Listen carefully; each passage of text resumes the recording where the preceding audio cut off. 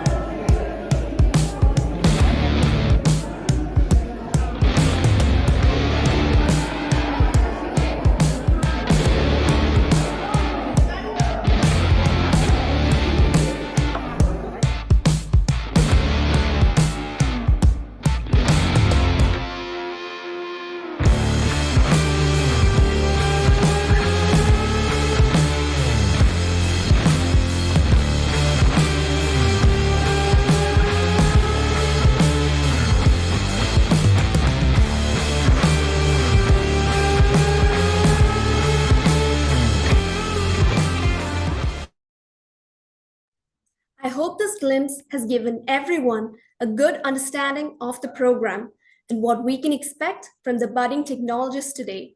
We extend our heartfelt gratitude to our management, principal, school coordinators, our dedicated teachers, and the invaluable mentors from How and Why for providing this incredible opportunity to our budding technologists.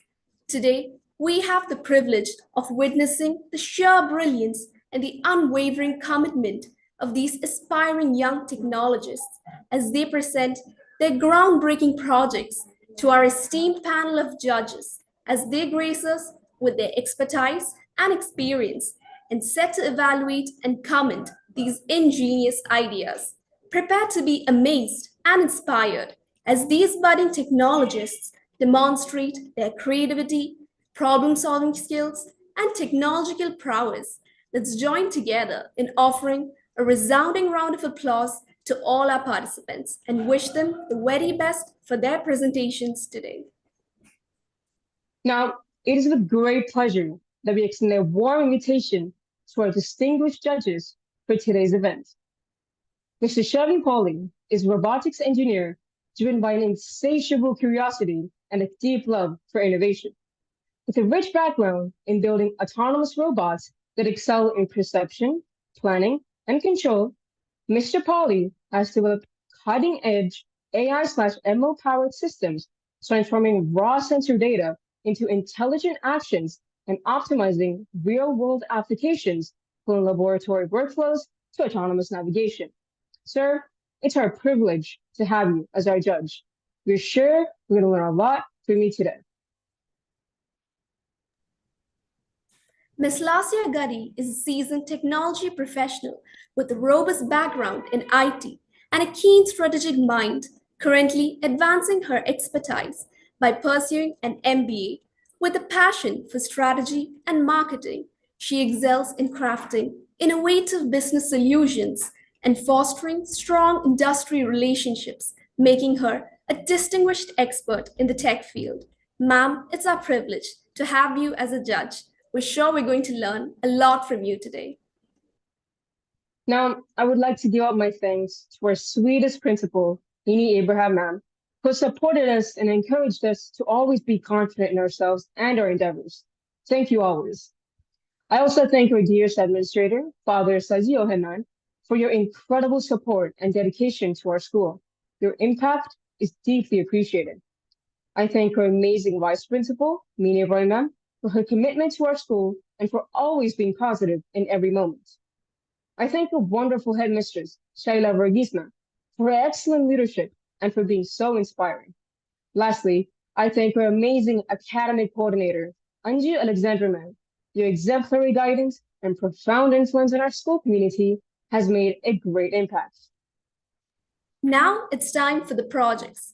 First, we have the project on artificial brain, presented by the students of grade 9. We've all heard and known about the human brain. So let's find out what the artificial brain is all about through this project. I call Aravind and Iona to present the project. Good luck, team.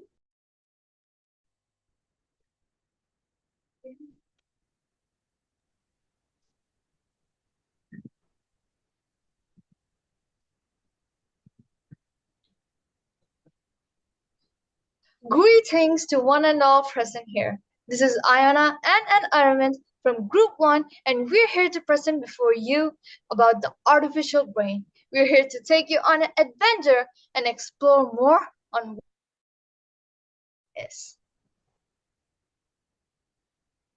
So, artificial brain. What is an artificial brain? An artificial brain imitates the functions of the human brain.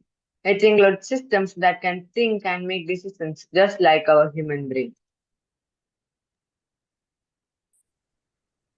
Now let me speak about the applications of artificial brain in our daily life. Some examples are smartphones, smartwatches, washing machines, smart vacuum cleaner, etc.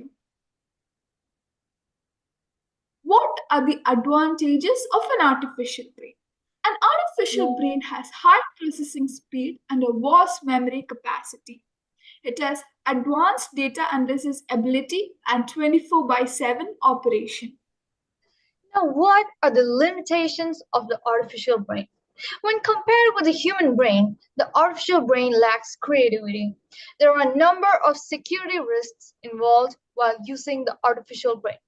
The artificial brain doesn't show any emotion and it can be quite expensive. Now that you know about the artificial brain, let me just brief you on the two types of artificial brain. They are the microcontroller and the microprocessor. What is a microcontroller? A microcontroller is a compact integrated circuit designed to govern a specific operation. A typical microcontroller includes a processor, memory, and input-output. on a single chip. It is also known as a mini computer. An example is Arduino. Now, what is a microprocessor? A microprocessor is a small computer contained on an integrated circuit, also known as a semiconductor chip or microchip. It can function as a brain of a personal desktop computer. An example is Intel Core i5. We went to the ATL lab in our school and spotted the artificial brains there. There was Arduino Uno, Nano, Mega, and Node MCU. We also saw Raspberry Pi, which is a CPU in one chip. The first ever artificial brain project is known as the Blue Brain Project, and it was started in 2005 by the BrainMind Institute in Switzerland, the BrainMind Institute of EPFL in Switzerland, and it was led by Henry Markram. Now let me speak about the latest artificial brain. Scientists in China have developed a robot powered by a lab-grown artificial brain using human stem cells. This brain-on-chip technology enables the robot to perform tasks such as avoiding obstacles and grasping objects. Artificial brain versus human brain. We all know that the human brain is a complex organ that controls our thoughts, emotions, memory, and every other process that regulates our body. The artificial brain is hardware and software with cognitive abilities like that of the human brain. The human brain can understand and process the various information it receives from the sensory organs. The artificial brain merely acts upon sets of instructions given to it. The human brain can think, adapt, and respond to new scenarios, while the artificial brain doesn't show any output for any situation it wasn't programmed for. So, what is inside an Arduino Uno? An Arduino Uno consists of many I/O pins along with an 80 mega 328 microcontroller and many other extra components. Differences between Arduino and the latest artificial brain. Arduino is used for simple electronic projects which uses sensors, motors, etc., whereas neuromorphic systems are used for advanced robotic projects like image and speech recognition. When compared to Arduino, advanced artificial brains are expensive. We made an home security gate using facial recognition. For this project, we used teachable machine to identify and open the servo motor if only an authorized person is waiting. Otherwise, the gate will stay closed. Here is the working gate model. The gate will only open if I am in front of the camera, and otherwise it will close.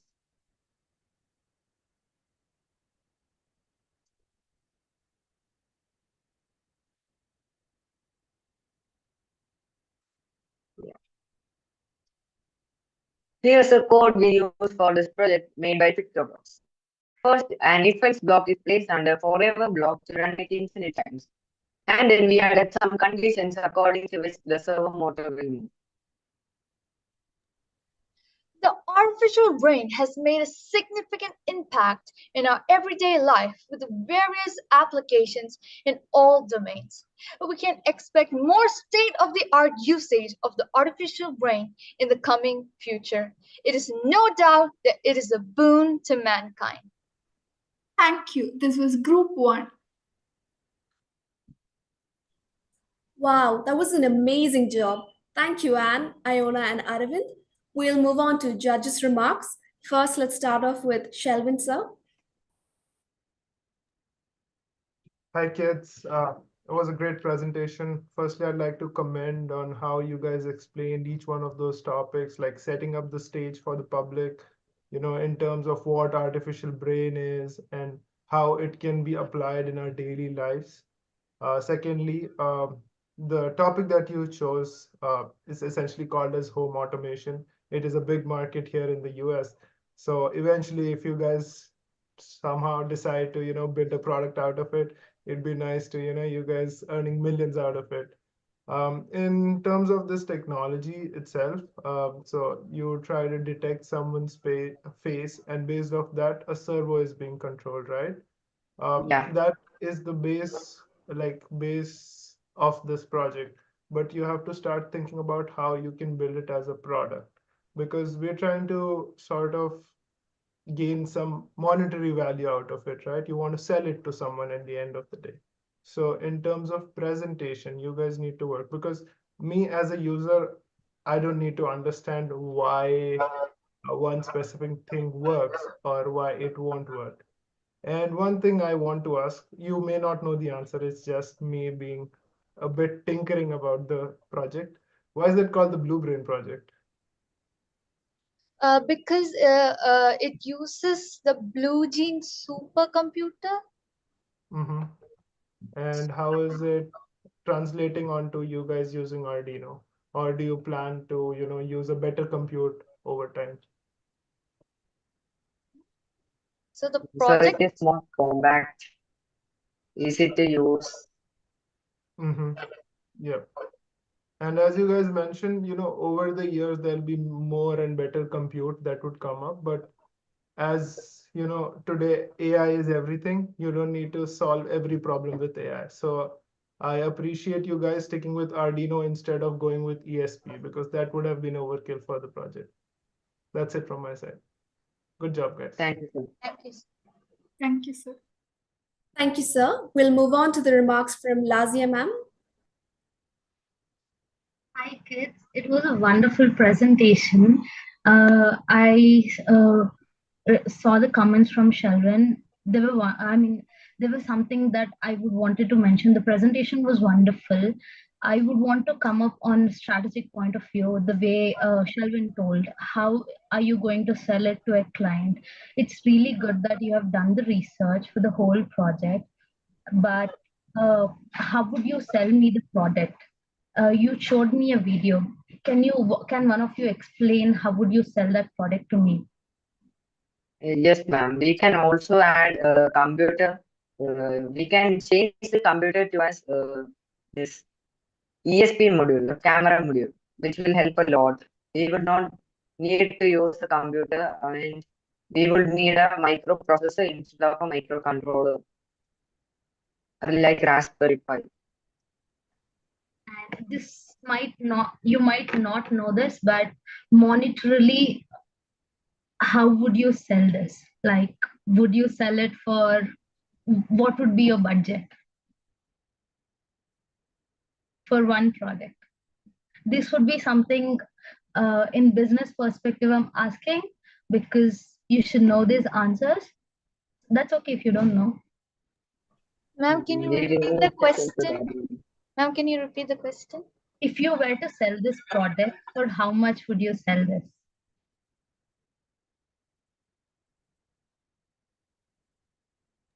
No idea. Um, that's okay. That's okay. It was a wonderful presentation, and as Shelvin has already mentioned, I would want to see where this goes, because I previously worked on Arduino and Raspberry Pi, and I could see there's a very good future for you all three. Wonderful, wonderful. That's all from my side. Thank you. Thank you, ma'am. Thank you, ma'am. Ma'am. Now, to motivate our YouTube viewers, we've organized a quiz competition. Over the course of the program, you'll ask 3 questions. Students who answer all the 3 questions will be eligible for nomination to win prizes. There are 3 prizes for the top 3 students based on how quickly they answer each question correctly. You can either scan the QR code or go to the YouTube comment section and comment the answer. Also, you have 45 seconds to answer the question. Now, let us go into the first question. Here's question number 1. What is the role of the accelerometer in a drum? That's a good question. I hope everyone here knows the answer to it. Good luck.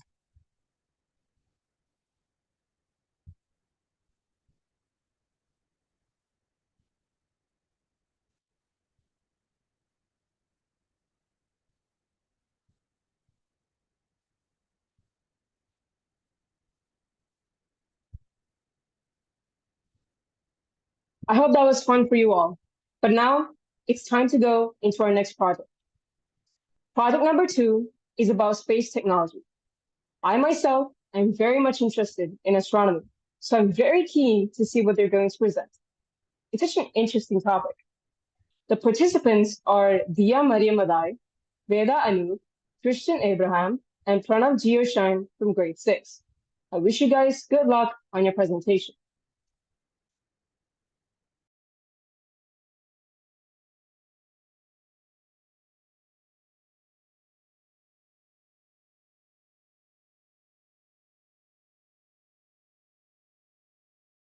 Good evening, everyone. My name is Pranav Geoshine.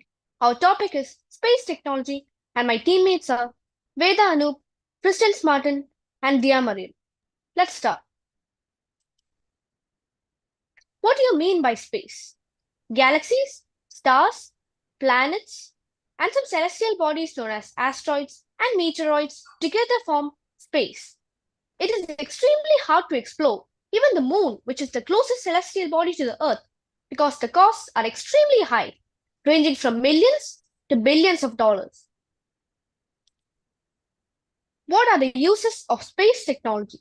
Space technology encompasses the tools and systems designed to conduct space exploration.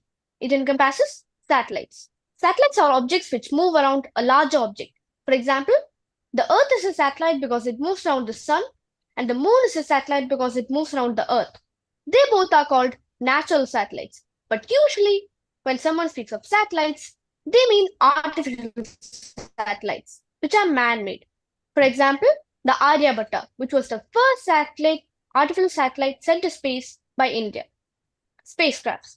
Spacecrafts are devices that are designed to operate outside the Earth's atmosphere. Example, ISS. The International Space Station, or ISS. The ISS is a large spacecraft which orbits around the Earth. It is the largest space station ever built. It serves as the home for astronauts and cosmonauts. It is also a large science laboratory. Its main purpose is to perform microgravity and space environment experiments.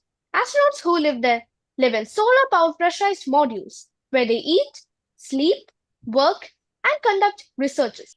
Vikram Sarabhai was an Indian physicist and an astronomer who initiated space research and helped develop nuclear power in India. Chandrayans 1, 2, 3, and 4. Chandrayaan 1 found water and ice in lunar craters. Chandrayaan 2 built upon Chandrayaan 1's water evidence. Though it failed in landing, we got more information about the moon from the orbiter of Chandrayaan 2. Chandrayaan 3 confirmed the presence of oxygen and minerals like iron, calcium, sulfur, etc. on the lunar surface. Chandrayaan 4 is a planned lunar sample return mission of the ISRO and the fourth iteration in its Chandrayaan lunar exploration program, and its launch date will be around 2028. Aditya L1 is a mission launched by ISRO aimed to study the Sun. This launched on September 2nd, 2023. The mission's primary objective is to observe the outermost layers of the Sun, specifically the photosphere, chromosphere, and the outer corona. Is it possible that this outstanding sunlight burns or melts on the Sun?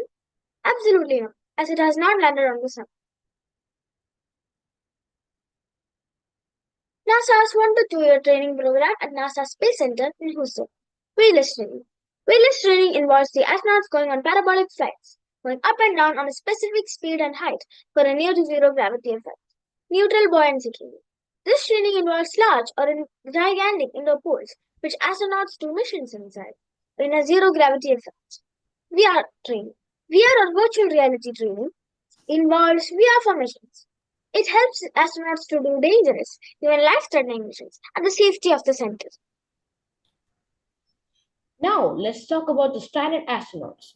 NASA's Sunita Williams and Butch Wilmore are stranded in the ISS. It was supposed to be an 8-day mission aboard the Boeing Starliner launched on June 5th.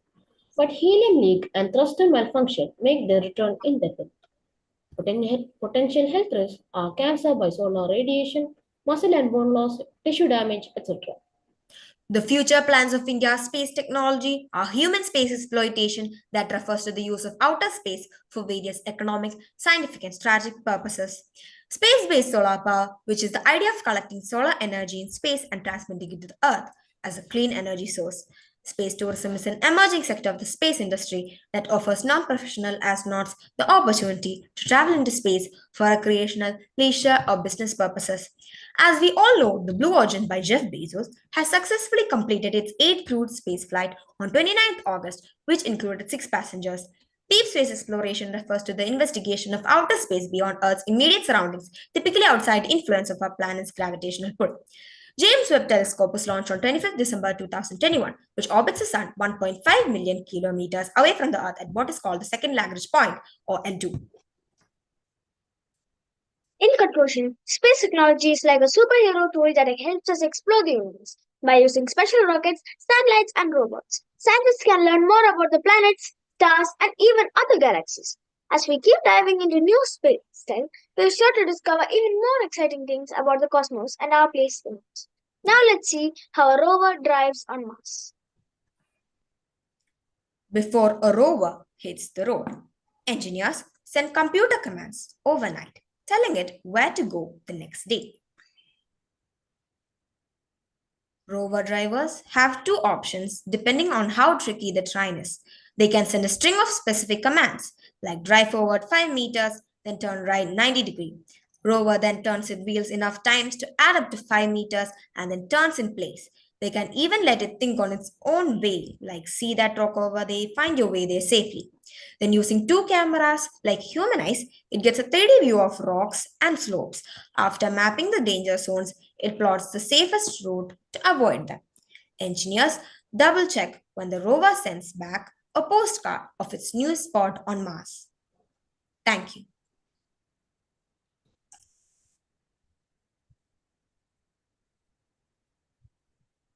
Wow, that was wonderful. Thank you, dear participants. Let's hear the judges' remarks. I first call upon Lazim.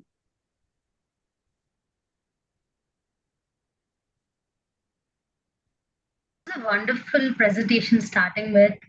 I have never seen a sixth class students presenting it so formally on such a huge platform. So good. It was really amazing to start off with how you started what space technology is and the coordination between all four of you. It was wonderful. And the last video which was played, if you can explain to me again, that should be wonderful. Okay, ma'am. Before a rover hits the road, engineers send computer commands overnight, telling it where to go the next day. Rover drivers have two options depending on how tricky the terrain is. They can send a string of specific commands like drive forward 5 meters, then turn right 90 degrees. Rover then turns its wheels enough times to add up to 5 meters and then turns in place. They can even let it think on its own way, like see that rock over there, find your way there safely. Then, using two cameras like human eyes, it gets a 3D view of rocks and slopes. After mapping the danger zones, it plots the safest route to avoid them. Engineers double check when the rover sends back a postcard of its new spot on Mars.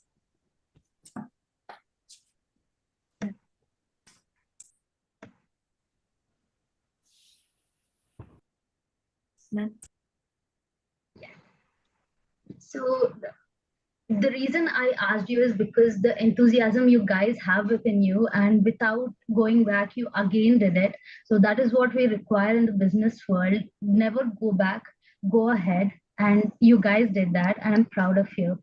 And the way you showed the working prototype from the video, it was wonderful. Yeah, thank you. On to the Sheldon. Thank you. Thank you. Thank you, ma'am. Thank you, ma'am. And now I call upon Sheldon, sir. Hi, kids. So firstly, as Larsa said, great presentation. I do have some questions, as always. First question I have about is, you guys mentioned about 2 astronauts being stranded in space, right? So do you know which company is responsible for getting them back after we figured out that Boeing messed up? Yes, sir. Yes, sir. Which is that So, company? SpaceX. Yeah, that's correct. So, space is a very unpredictable area, right? So we have to have the smartest, brightest, sharpest people like that. So I'm hoping within a couple more years, I'd be seeing you guys working for all these big companies or maybe building up your own companies, right? So next question I have about is the rover. You guys talked about rovers. Why do we use rovers? We use rovers so that we can explore and see the unseen vast space. Mhm. Yeah. So yeah. So rover is essentially it's just, a combination of actuators and sensors, right? So it may not be just the camera, there could be other things that we want, right? Meteorological data, so on and so forth. So you like when you present the case of a rover, you would want to mention that what sort of data is being collected right now, right? Like rock formation, things like that. And post that if you also could say how we're deploying rovers, right? So there, when it comes to say space exploration, there are something called a soft landing, hard landing. Maybe you can cover those things as well. But overall, great presentation, and I really commend Veda, Dia, and Christian because space is an exciting field. Space tourism, as you mentioned. So if you guys build, some space vessel or something, please invite me. I'd like to go visit space. Okay, sir. Thank you, sir. Thank you, sir. Thank you, sir. The third project is GPS technology. It will be presented by Anne, Nakul, and Madhav of grade 9. This project investigates a global navigation satellite system that provides location, velocity, and time synchronization, known as GPS or Global Positioning System. This project gives us an idea on what GPS is, how it works, and its uses. Now I call Anne, Nakul, and Madhav to give more insights on the topic. All the best, team.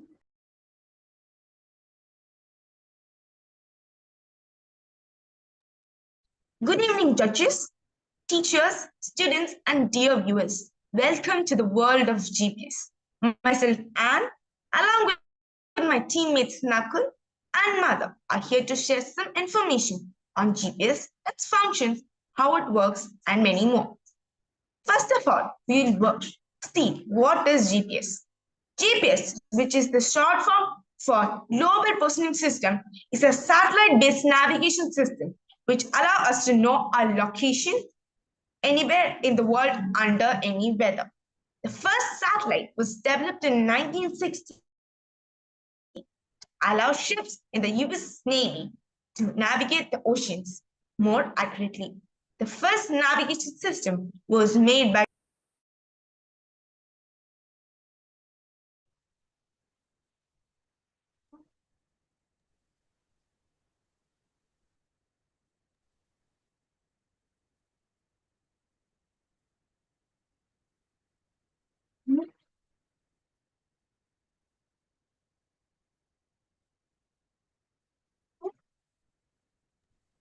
I think the participant is muted. Architecture of GPS. The architecture of GPS includes three segments of GPS: space segment, control segment, user segment. The space segment. The space segment includes at least 24 satellites in six orbital planes. The satellite orbits the Earth at an altitude of 20,200 kilometers. The satellite completes one orbit in every 12 hours. The satellite transmits one-way signal that includes their current position and time. Control segment. The control segment tracks the satellite position. It monitors the satellite transmission and orbit. It performs analysis on the satellite. It sends command and data to the satellite. It adjusts the satellite clock and orbit. User segment. The user segment is made up of the equipment that receives GPS signal and uses them to determine a user's location, time, speed, and direction.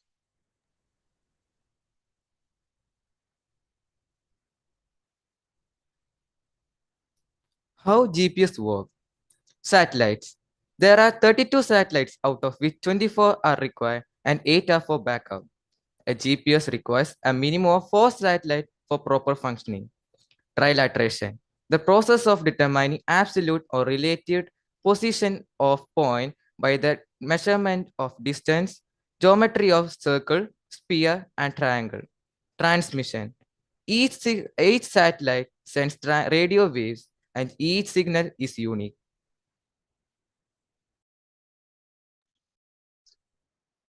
Now we will know about one of the essential things for GPS. See, GPS satellite geometry. There are two types of satellite geometry: ideal satellite geometry and poor satellite geometry. If the satellites are well separated and equally apart from each other, it will form a well sphere and give less intersection point, and receiver can get accurate results. Poor satellite geometry.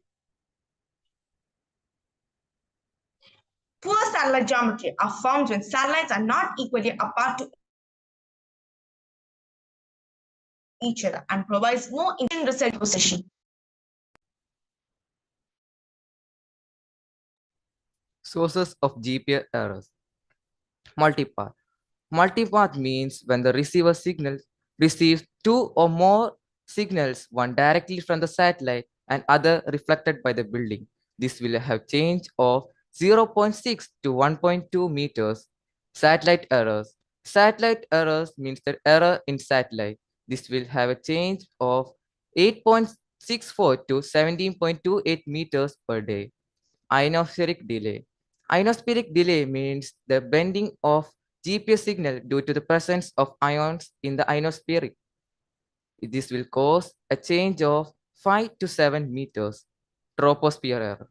Troposphere error means when the GPS signal gets affected due to atmospheric pressure, weather, and temperature. This will cause a difference of 0.5 to 0.7 meters. User error. User error means when there is error in the user segment. This will have a change up to 1 kilometer or more. Application of GPS. Space application. In space, GPS is used to detect the movement and position of satellites. Air traffic control. In air traffic, GPS is used to find the position of plane so that the controllers can avoid accidents. Emergency services. First responders like firefighters and ambulance drivers can reach the spot very faster with GPS technology. Trucking. In trucking, this helps the truck drivers to transport goods faster as they can find directions easier. Personal navigation. This means this means GPS is used by people. We all use GPS apps like Google Maps and Apple Map. This will tell our position and directions to a place. Shipping operation.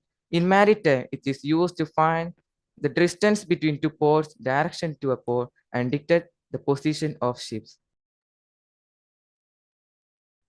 Real life incident. One day, Sundar Pichai and his wife Anjali was going to a party, but Sundar Pichai lost his way to the party.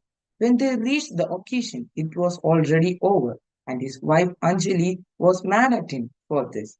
Sundar Pichai felt sad, and the very next morning, he, along with his teammates, decided to make Google Maps.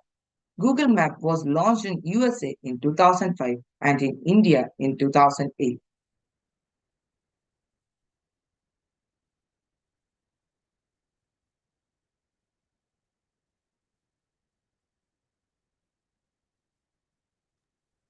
This project demonstrates a GPS tracking system using an Arduino Uno GPS module LCD monitor with I2C interface, antenna, and power bank.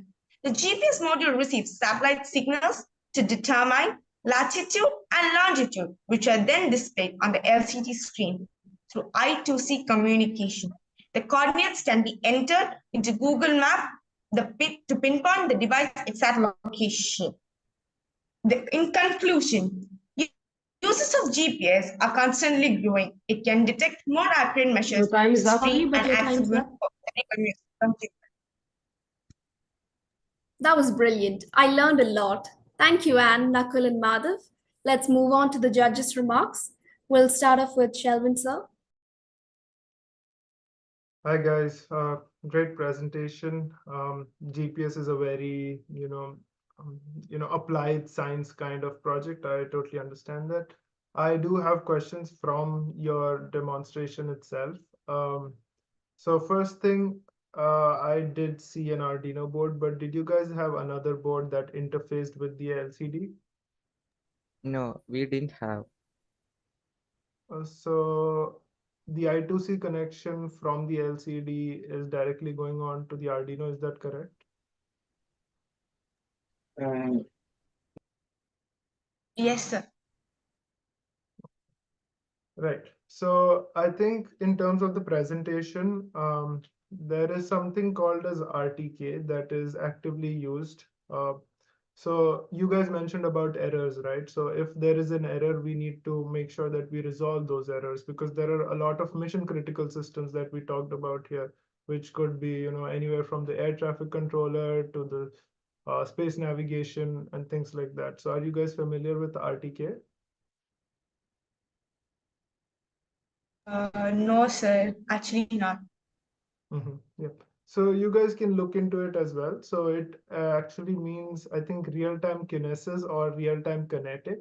So what it does is that, let's say the receiver is our phone, and the the signal that is coming is from the satellite. So there will be another position in between, and it will compare both of these, sources. One is our receiver as well as the satellite, and figure out what could be the error and send the, resolved signal. Like it will make up for the error and send it to the phone in this case. So that's why we use RTKs, because there'll be a lot of things where you want very precise locations. So in terms of JPS, there is something called triangulation. So if you go to a city, let's say Kochi city with very big, tall buildings, you won't be able to get precise locations. So precision is very important. So that's why you can mention how you mitigate those errors. But overall, good presentation, and I know GPS is a hard technology, so good job. Thank you, sir. Thank you, Thank sir. you, sir. Thank you, sir. Now, Lazia ma'am, you may give your feedback and ask questions as well. Overall, it was interesting, to be honest, because considering GPS is competitive market, to be very honest. There is a location in London. You get lost every time you enter there. That's called Canary Wharf. So you choosing GPS market, GPS technology, and if you could introduce there, I won't get lost. So I want to understand what is the rationale behind choosing GPS technology among all other technologies or all other topics. Ma'am, it is essential to know our way. People are getting lost because in the olden times people were getting lost, but now we have like GPS. It helps us to know our location, where we are going, and if the problem is some like investigation case also, it also allows us know where the culprit is also. Did you have any personal experiences that you went to choose GPS technology as your topic? No such experience still now. Yes. Okay. No. The next question I have, other than Anne, I want other two of you to answer. She's the one answering from then. So, I mean, if what makes you think that this project stands out compared to all other projects in GPS right now that you could sell to a client or to a person who really likes it? You have to convince them. What do you think that stands out? Actually, our slide, it sells out how it can will be in future. That's how it's, and drawbacks, we all say about drawbacks, and we can correct them, and it's very necessary because I have mentioned that there is problems when the GPS signal enters troposphere. So we should resolve all them so that it could be more accurate. and it's building. When I said about multipath and multipath, that also causes problem.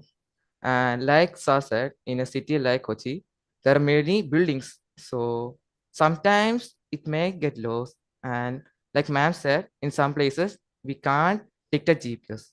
So we have to solve, and that will be more better. So these are the future Yeah, target we can integrate GPS with 5G and miniaturization, so we can uh, take it more comfortably, and like data analysis. What do you mean by data analysis here? We use GPS to analyze data like, I mean, like That's okay. That's from my side. Shelvin, do you have anything? Yep. I mean, not related, something that I forgot to touch on. You guys mentioned that GPS was invented by the US Navy, right? And the current GPS yes. technology, as we all talked about, that it has a lot of errors. So what do you think can be done or is being done to, mitigate those problems? One thing we talked about is RTK. Is that something else that you guys came across?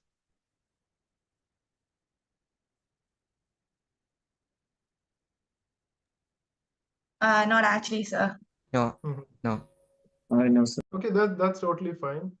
There are other technologies that are coming. Especially there will be a look, like let's say we are inside a building, right? When you're inside a building, your phone might not be able to communicate with the satellites, right? So there needs to be a way to navigate through it.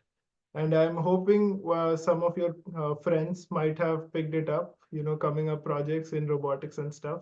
Robotics is actively solving that problem. So think of how you can use that technology, use your GPS technology, and sort of integrate that together and solve those problems. So as I mentioned earlier as well, in the coming days, applied sciences are very important. So you learned about GPS. Now you need to apply it and build a product, and eventually you want to make money out of it. So think of it as a product. As a user, I don't want to know what the science is behind that, but I want to know what it brings value to me, right? So that's pretty much it. Good Yes. job, guys. Yes, sir. Okay. Sure. Thank you, sir, and thank you, ma'am. All right. Project 4 is about artificial intelligence. I'm sure we've all heard about AI, but what is it actually? Let's hear about it from the participants themselves. Let's and Pranav Panikar from grade 6. Good luck, you guys.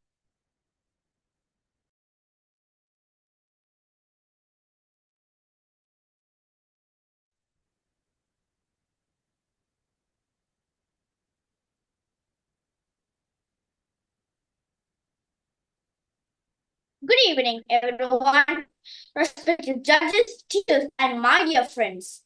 Our group is going to present about artificial intelligence.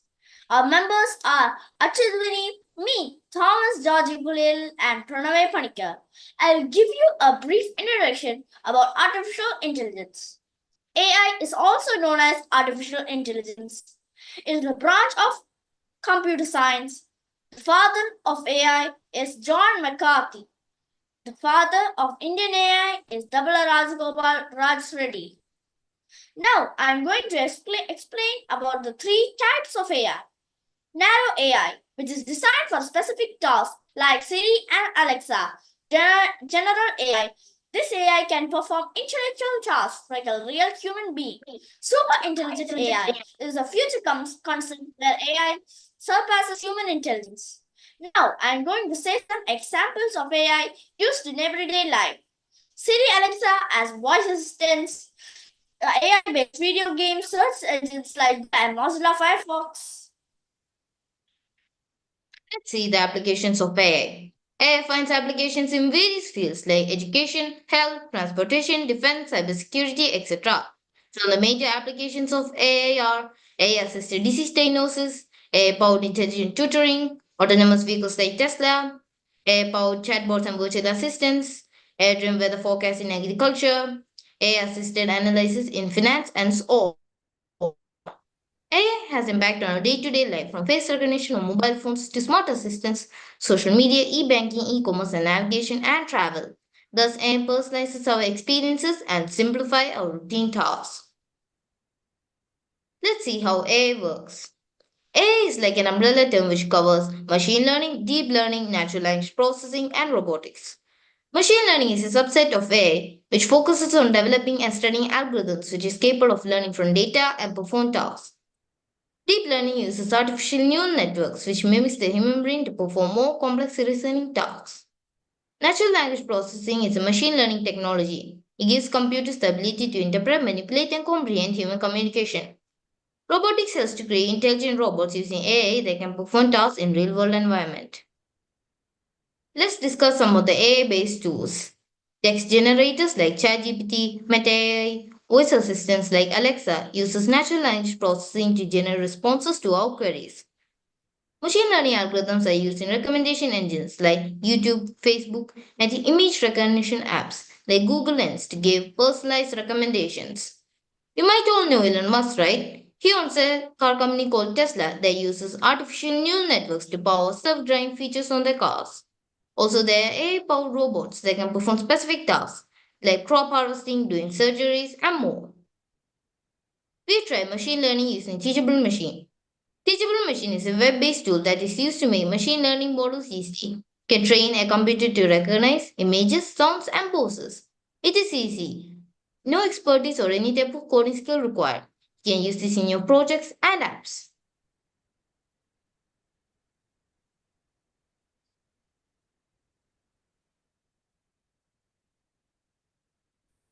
Let us see how we can use teachable machine to create a model that can determine whether a plan is healthy or not. I shall play the video that includes the different steps. Click on Standard Image Model to proceed. Step 2. Set up your classes. Name your classes as Class 1 Healthy Plant, Class 2 Unhealthy Plant. Step 3. Click on the Upload button under the Healthy Plant class. Click on the Upload button under the Unhealthy Plant class. Step 4. Once you have uploaded enough images, click on the Train Model button. Step 5. To test the model, you can upload new images of plant leaves.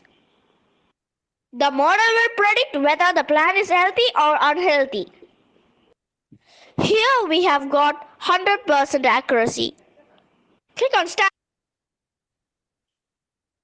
Let us see some of the latest trends in AI. Google Gemini enhances conversational AI. Conversational AI with more advanced reasoning capabilities. AI-based tools like IBM Watson assist doctors in diagnosing cancer and suggesting treatment plans. Waymo self-driving cars are used in selected cities for deliveries like Amazon and Flipkart. AI like Duolingo helps in personalized language processing experience. Google DeepMind helps us to solve environmental challenges and sustainability for our environment.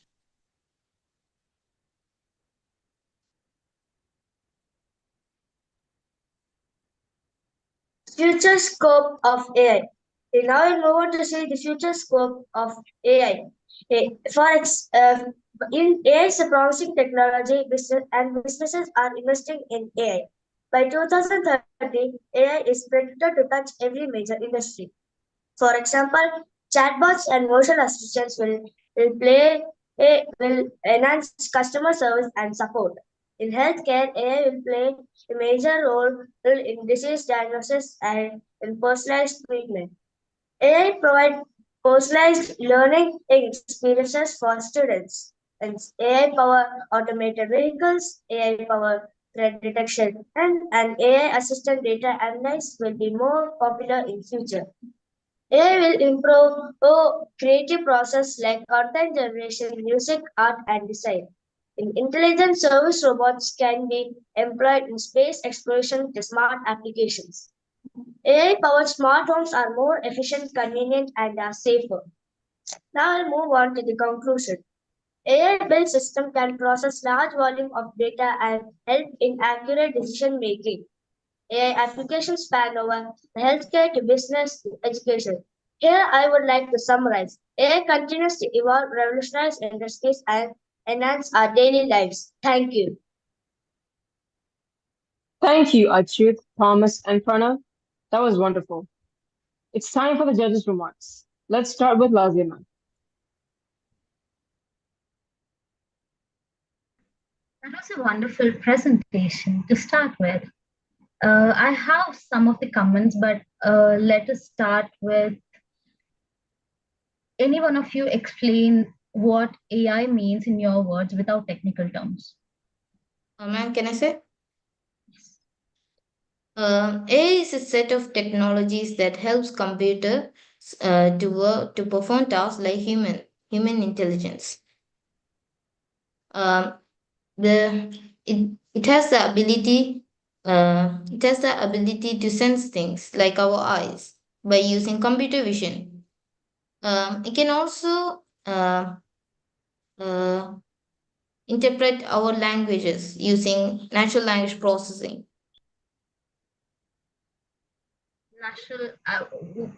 Natural language processing. How would you explain that? By giving computer some of the instructions like machine learning codes and all like that, it can interpret our communication and turn it into machine language, and then it can respond like that. Now that you know AI, I want any other two of you to say, how do you use AI in your own life every day? You use AI in your life or in your daily works? Yes, ma'am. Waymo self-driving car will use AI to to detect cities for companies for to deliveries like companies like Amazon and Flipkart. Chat natural language processing like Alexa, Siri. They can respond to our questions immediately. That's really nice. Coming at last to Pranav, if you were to introduce, since you know so much about AI now, and I believe you're going to become very good data scientists, all three of you going forward. If you were to create your own AI, what would be it, or what would be the end result of it? What would you want to do with it? Ma'am, Pranav should answer, right? Pranav, yeah.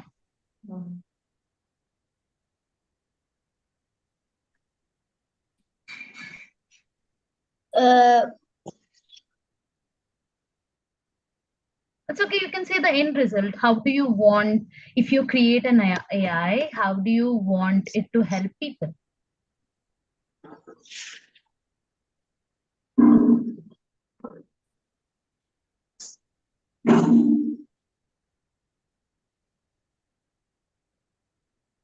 That's okay, answer whatever you have in your head. If you were to help someone, how do you want to help?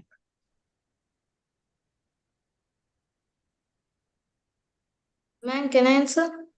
Yeah.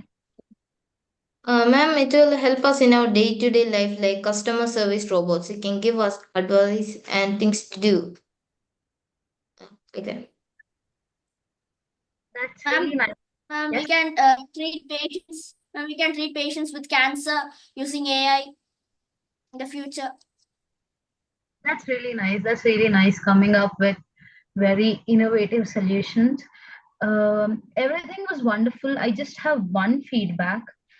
When you're saying about something, to be precise, it was during recent trends. I'm not sure who was the one explaining about it. It was pretty fast.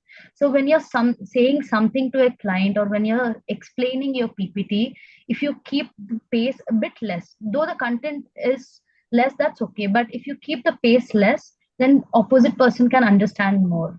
I hope it is took in a constructive manner. Hope that's okay. Okay, ma'am. Yes, ma'am. Wonderful. Thank you. Thank you.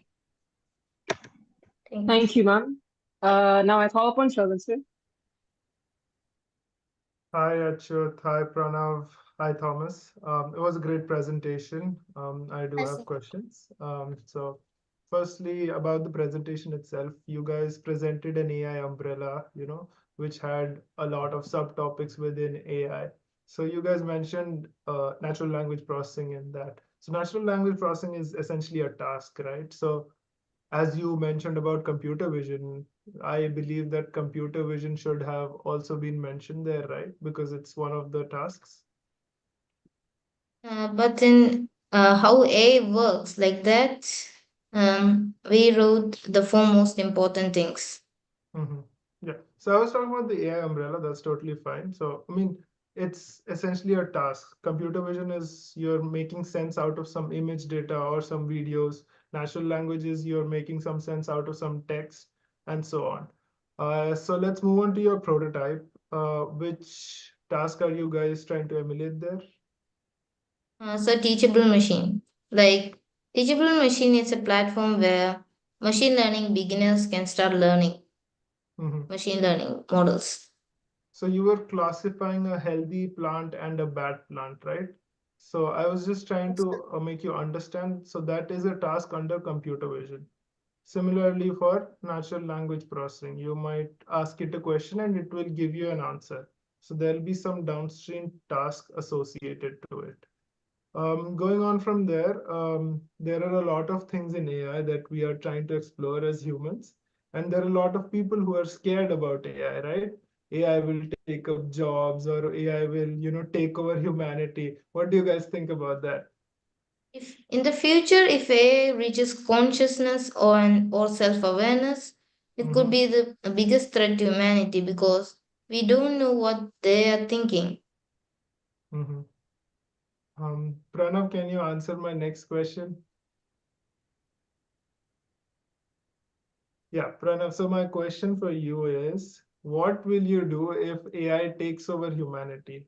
If AI comes to your house and decides to, make you do something that you don't want to do, what will you do?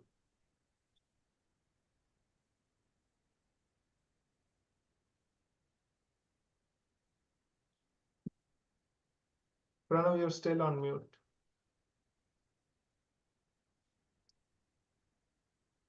Pranav, we cannot hear you. You're on mute. Could you repeat that? The Okay, I think he might have some technical issues. Do you guys want to address that? Sir, can you repeat the question? So the question is, if AI reaches consciousness, as humans, what can we do? Uh, we can try to fight it, but Uh-huh. that's not. By using technologies. Mm-hmm. We can escape this planet, but AI is stronger, so we should try not to make that happen. Yeah. I mean, I was just, curious what you guys think about it, and I'm very sure you guys watch a lot of movies. So just my 2 cents on it. AI is a very broad field to pick up. You guys did a good task emulating that computer vision task where you classify a healthy plant or a bad plant. In those sense, there's a lot of applications to it. So one of the most common applications that you guys could have explained is how you use GPS going from one place to another. That is also another way of AI to decide how you take the next left or the next right. When you use Google Maps, right, it decides the shortest path, the shortest time based on the traffic patterns and things like that. So AI is everywhere. I hope you guys build a new AI model coming out of India from Thomas, Achyut, and Pranav. It'd be nice. And that was my 2 cents on the presentation. And good job, guys. Keep it up. Thank you, sir. Thank you, sir. Thank you, sir. Before we move on to the next project, For the viewers watching the program over YouTube, we have another question.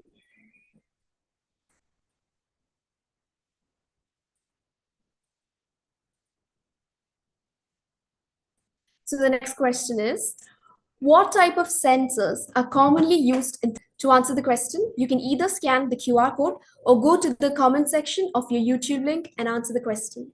Also, you have 45 seconds to answer the question.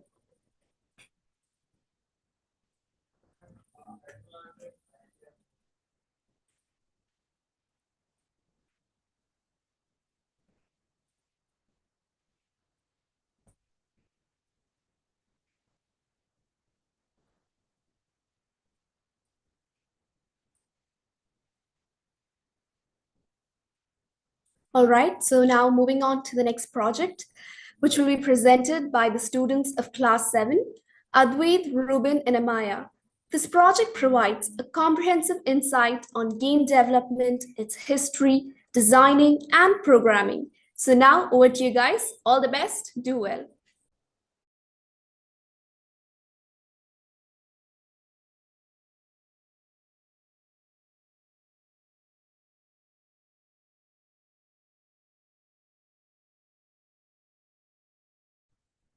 Good evening to all.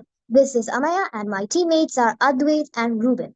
Welcome to the world of game development where creativity meets technology and imagination knows no bounds. Now, let's dive into game development. Next slide. It is the process of creating games from concept to launch, combining creativity, technical expertise, and project management. Next slide. There are some key features that we should follow while doing game development. Game concept. It is the main idea or story behind the game that tells you what the game is about and what you will do in it. Gameplay mechanics. It is the rules and actions you use in a game like jumping, etc. Art style. It is the overall look of the game. Playtesting. Playtesting involves players trying a game to find bugs and provide feedback and improvements. Next slide is about game engine. A game engine is like a toolbox that helps developers create games. It provides pre-made tools and features, making it easier to build and run games on different devices. Next slide is about a game development company called Lightferry. It is an independent game development company that creates impressive gaming experience. Key points: focus on story-driven games with deep narratives and characters. Develops games for PC, consoles, etc. Next slide. Thank you, Amaya. Next slide is about a game called Call of Duty. Call of Duty is a first-person shooter video game. The size of the Call of Duty game can vary greatly depending on the title, platform, and edition. Here are some approximate installation size for recent Call of Duty games. The Call of Duty Modern Warfare base game, it's actually 150 to 200 GB. With all the update up to 200 to 300, 250 to 300 GB. Call of Duty Black Ops Cold War. Base game, the size of the game is 200 to 250 GB. Call of Duty Warzone. The size of the game is 80 to 100 GB for the base game and 150 to 200 GB with all updates. Next slide is about emerging trends of Call of Duty. Battle Royale is a type of video game where many players are dropped on a big map and they have to finish to find weapons and supplies and try to be the last one standing. platform play. It means that players on different devices or platforms can play together in the same game. Frequent updates the players with the new things. Mobile gaming, it refers to the playing video games on mobile devices. Better graphics, it refers to improvement of or of all look of overall the game. Next slide. Next slide is about evolution of gaming. Metaverse expansion is the growth of virtual worlds and technologies make digital environments more immersive and integrated into daily life. Advanced AI. It involves highly capable system that can learn, make decisions, and perform tasks requiring human-like intelligence.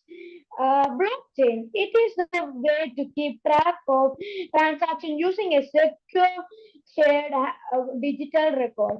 Enchant simulation.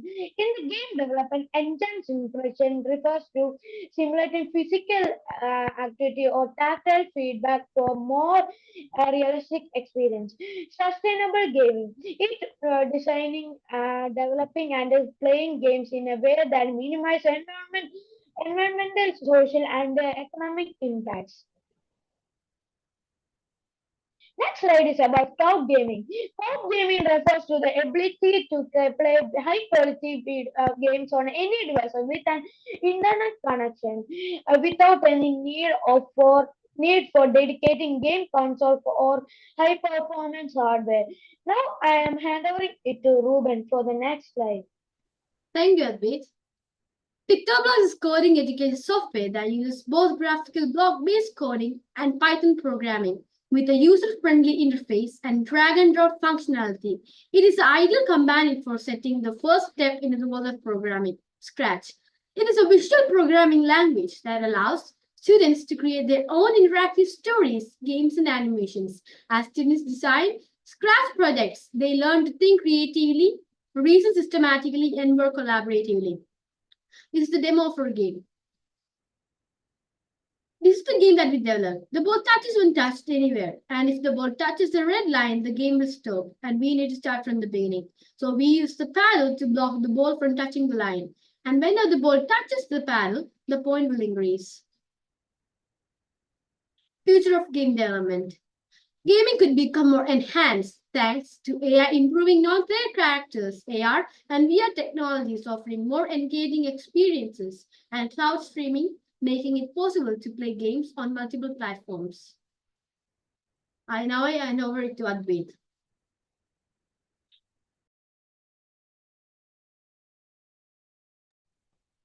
Thank you, Ruben. Next is about the conclusion. In conclusion, game development is a vibrant and a dynamic field that combines creativity, technologies, and innovation to craft immersive experience that captive and inspire players worldwide. Through the fusion of art, design, programming, and storytelling, game development brings visual worlds to life, evoking emotion, challenging perception, and fostering connection as the industry. Sorry, your time's up. Our time is up. Okay, thank you, ma'am.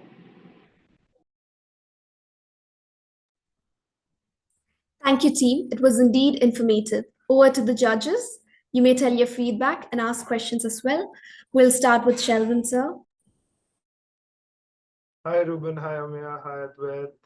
Great Hi, job sir. on the presentation. Hi, sir. Great job on the prototype as well. First question that I have for you guys. Do you guys play video games? Yes, sir. Yes, sir. What is your favorite game? Fortnite. I'm sorry? Fortnite. Fortnite. Amia, do you play any games? No, I don't play. I hope you build one that I play. Advait, do you play games? Yes, sir. What's your favorite one? I like football and I play FC Mobile. Oh, you play FIFA? Yeah. Okay, nice. So from that, let's talk about advanced AI, right? So what do you guys think would be an application of advanced AI in your favorite games?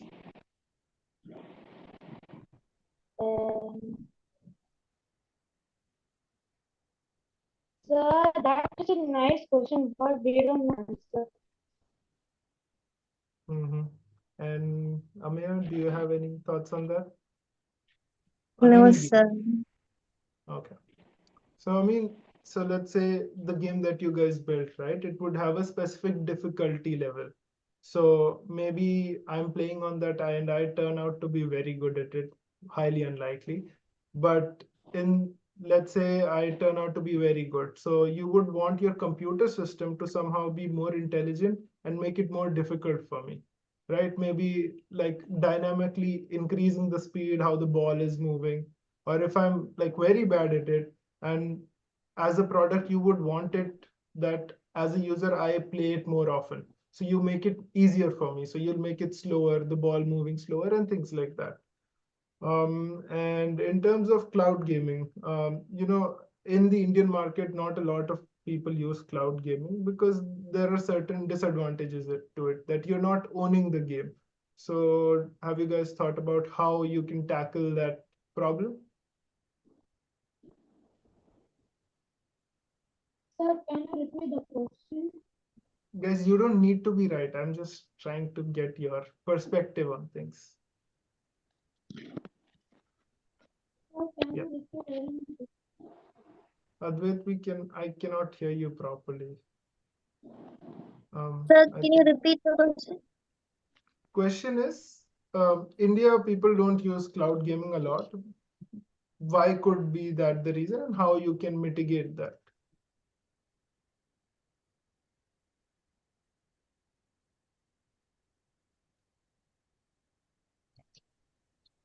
Mm, um, It's fine. You don't like, it's just an open-ended discussion. From my thought, it is that you don't own the game. You're like the company owns the game and you pay monthly to use it. So that's a subscription model, and not a lot of people like how subscription model works, right? So that's why it doesn't work well in India. That's one of the things.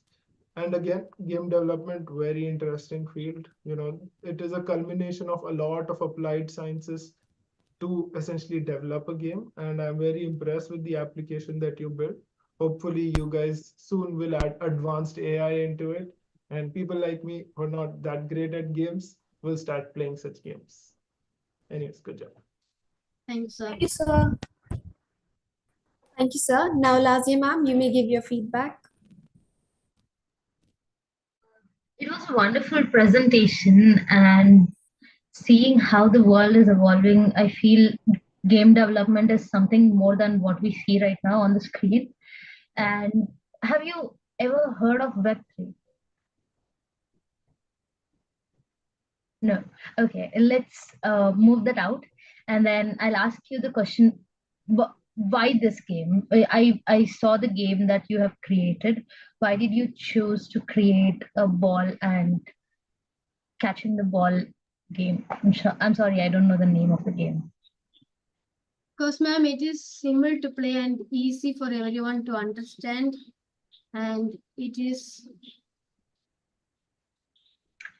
Who are your target audience? What is the age you want to target with that kind of a game? Children. Children. That's nice.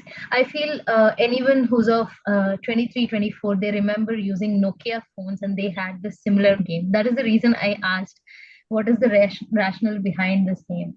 So if you want to increase, the features of this game, what would it be?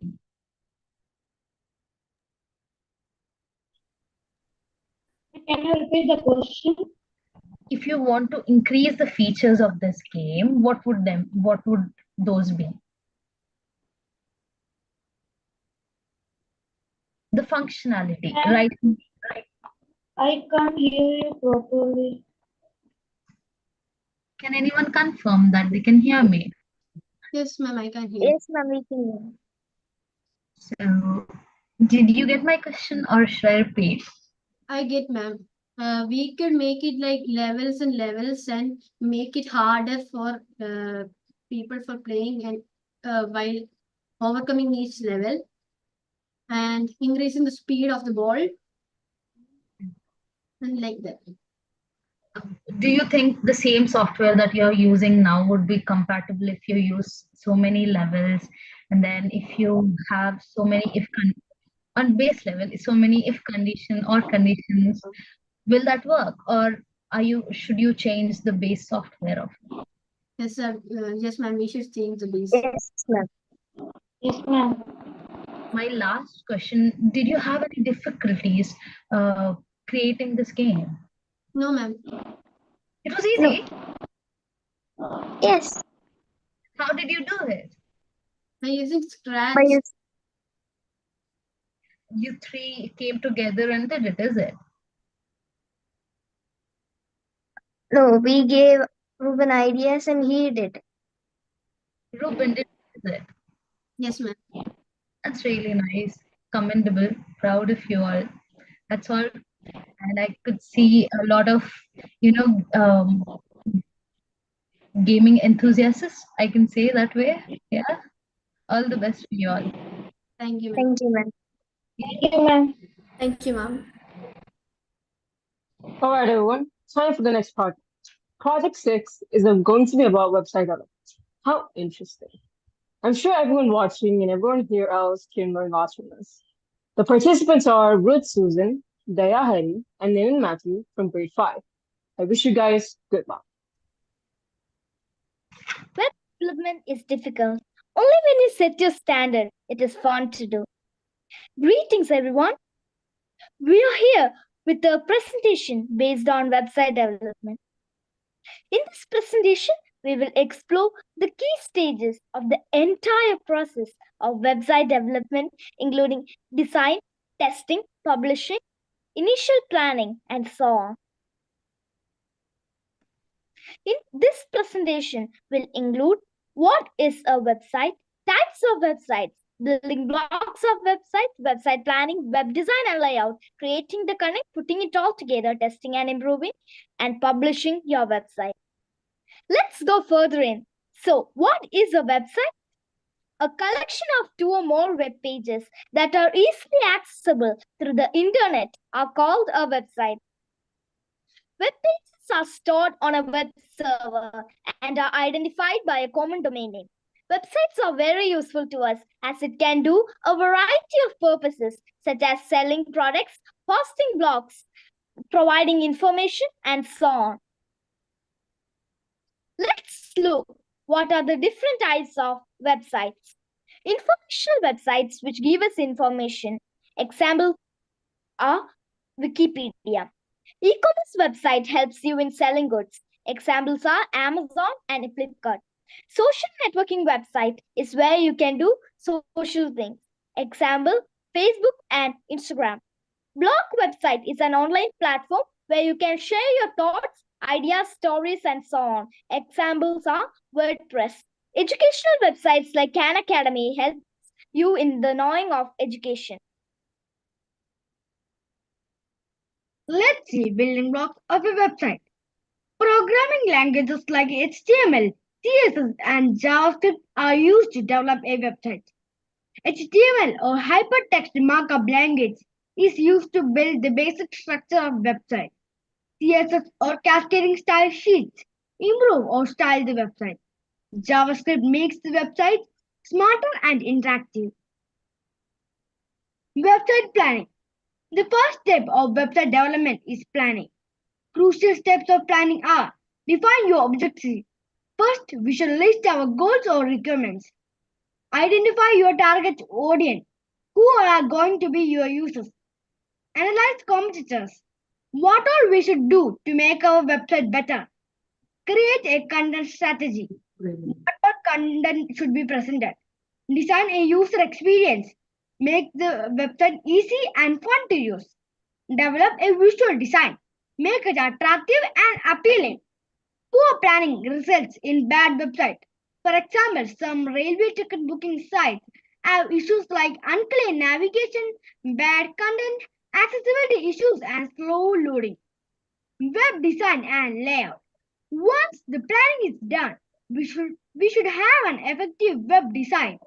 Key points of web design are user engagement, how users interact with the website, how long and often users stay on it, Visually appealing layout, color schemes, typography, easy navigation makes the website attractive and user-friendly. Functionality and accessibility across different types of devices is achieved through responsive and adaptive design. Content creation. Once design is finalized, we add content to our website. Types of content includes written content like marketing copy, blog post, visual content like photos, logos, interactive content like games and surveys, video content like embedded videos and recordings. Engaging and informative content makes your website popular, makes a strong brand, and establishes you as, as an authority in the field. Now, let's build a website together. First, pick your platform. Choose a website builder like Wix, Squarespace, or WordPress. Select a template. Select a pre-made template that fits your website's purpose. Then use drag and drop tools to add text, images, and other elements. Then customize colors, fonts, and layout to match your style. Go live once you're happy. Hit publish to make your website visible to the world. Some website builders are Wix, Squarespace, Shopify, Host, and GoDaddy. Where testing a website is crucial. Improves user experience. Ensures smooth navigation and easy use. Checks functionality. Verifies all features works as intended. Enhances compatibility. Make sure the site works on different devices and browsers. Boost security. Protects against cyber threats and data breaches. Compliance is ensuring that your website meets legal and accessibility standards. It is not only ethical but often a legal requirement. Publishing your website involves several key steps. First, get a domain. Choose and buy a website address like www.yoursite.com. Select a web hosting service to store your website files. Then upload your website files to the hosting server.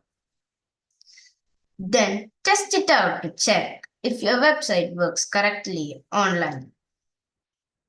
In conclusion, by understanding the fundamental principles of web development and staying informed about the latest technologies and trends, we can create websites that are visually appealing, functional, and accessible to all users. Apple's website is an example of a good website.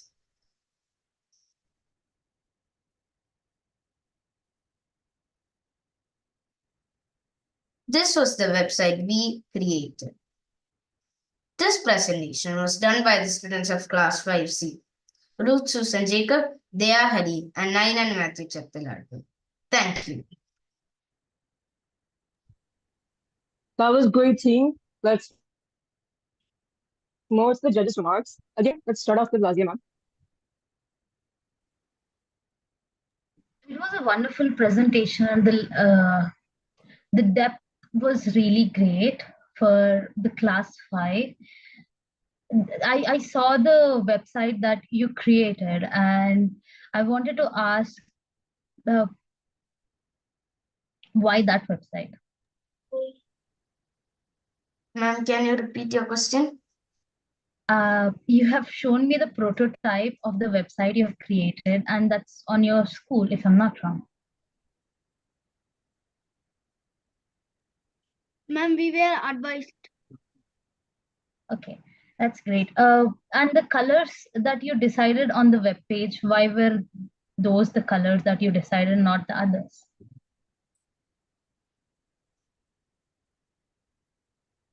Ma'am, like it's looking more formal and attractive. Is there anything more to that? And our uniforms colors were similar to the website. So you had a color range to use there. Do you know that? I mean, I'm not particularly sure about it. Maybe Shelvin can support me on this. Generally, while you create a website, you'll have a primary, secondary, and an ink color. So did you have something like that?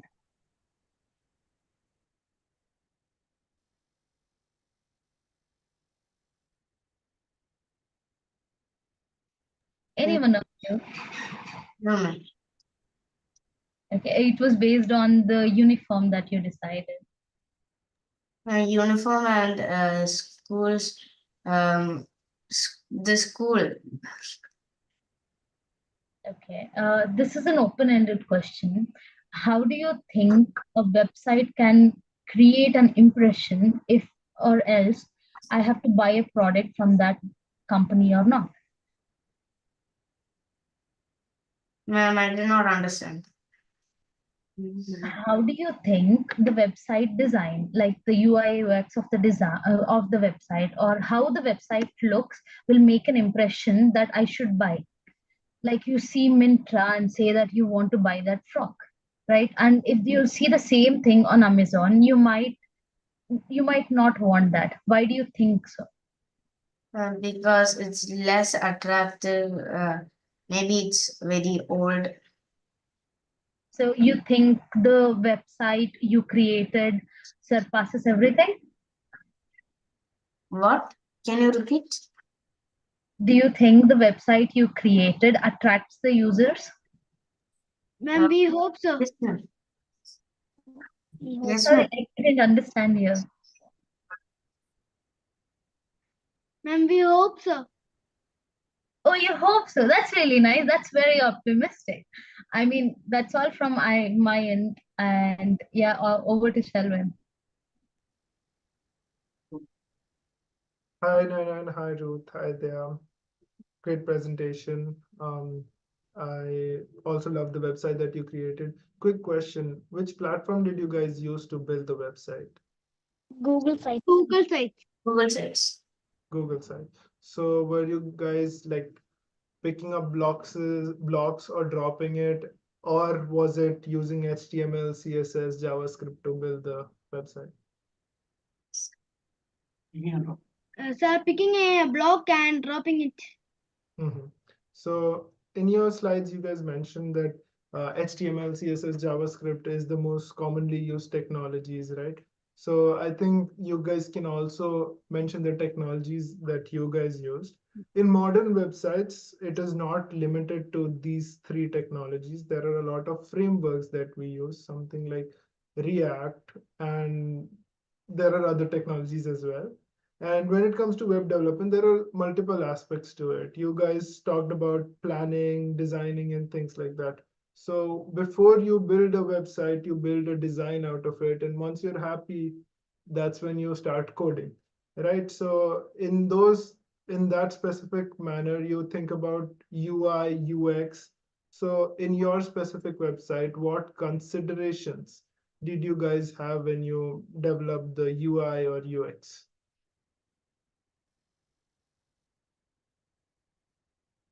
So, like to make it easily to use. Mm-hmm. Yeah. Okay. Yeah. So as you mentioned, you want to make it easy to use, right? So one small suggestion, right? At the bottom of the page, once the user scrolls down all the way, you can have a button that automatically scrolls you up and things like that, right? So that is part of a UX element, what the user's experience is. Now, if you add some beautiful images of your school around, that would be part of your UI, right? How user interacts, what is the appeal of your website. Overall, the website was great. I like the color scheme. You said it matched with your school's theme. That were some good considerations. And going forth, when you build more websites, I would recommend you to look into frameworks. Once you start coding in HTML, CSS, JavaScript, ideally you would want to look into frameworks, and then there is separation between front and back end. There's a lot going on. So if you're interested, it's a great field to be in. So good job, guys. Thank you, sir. Sir. If you don't mind, could you share your website? It's really wonderful to see. I would love to see it again.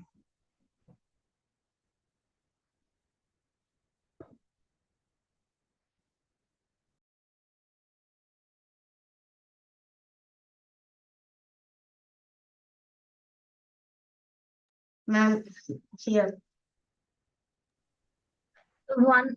It's my note that it's really wonderful that you guys have done this and it's really commendable.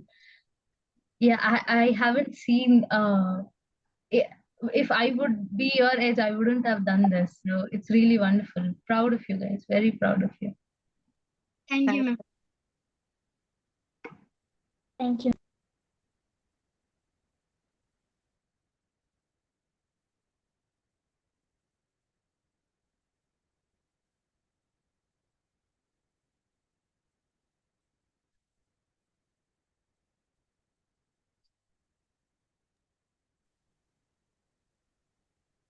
That's really nice. Thank you. Thank you, ma'am. Now moving on to the next project, which is by the students of grade 8.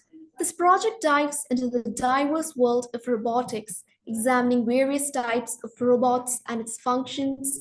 It provides a comprehensive overview of robotic components, including sensors, actuators, controllers, and power suppliers.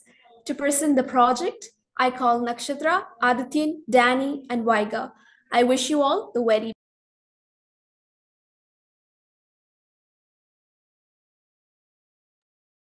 Good evening, everyone. Today, we are going to explore the fascinating world of robotics, its evolution, its impact, and the recent advancements. I'm Danny, and I'm presenting with Adityan, Nakshatra, and Vaiga. Let's begin. Robotics is a field of technology that involves the design, construction, operation, and use of robots. It integrates engineering, AI, and software to create machines that can perform tasks autonomously or semi autonomously. Over time, robotics have evolved from simple mechanical devices to advanced AI driven machines, influencing various industries.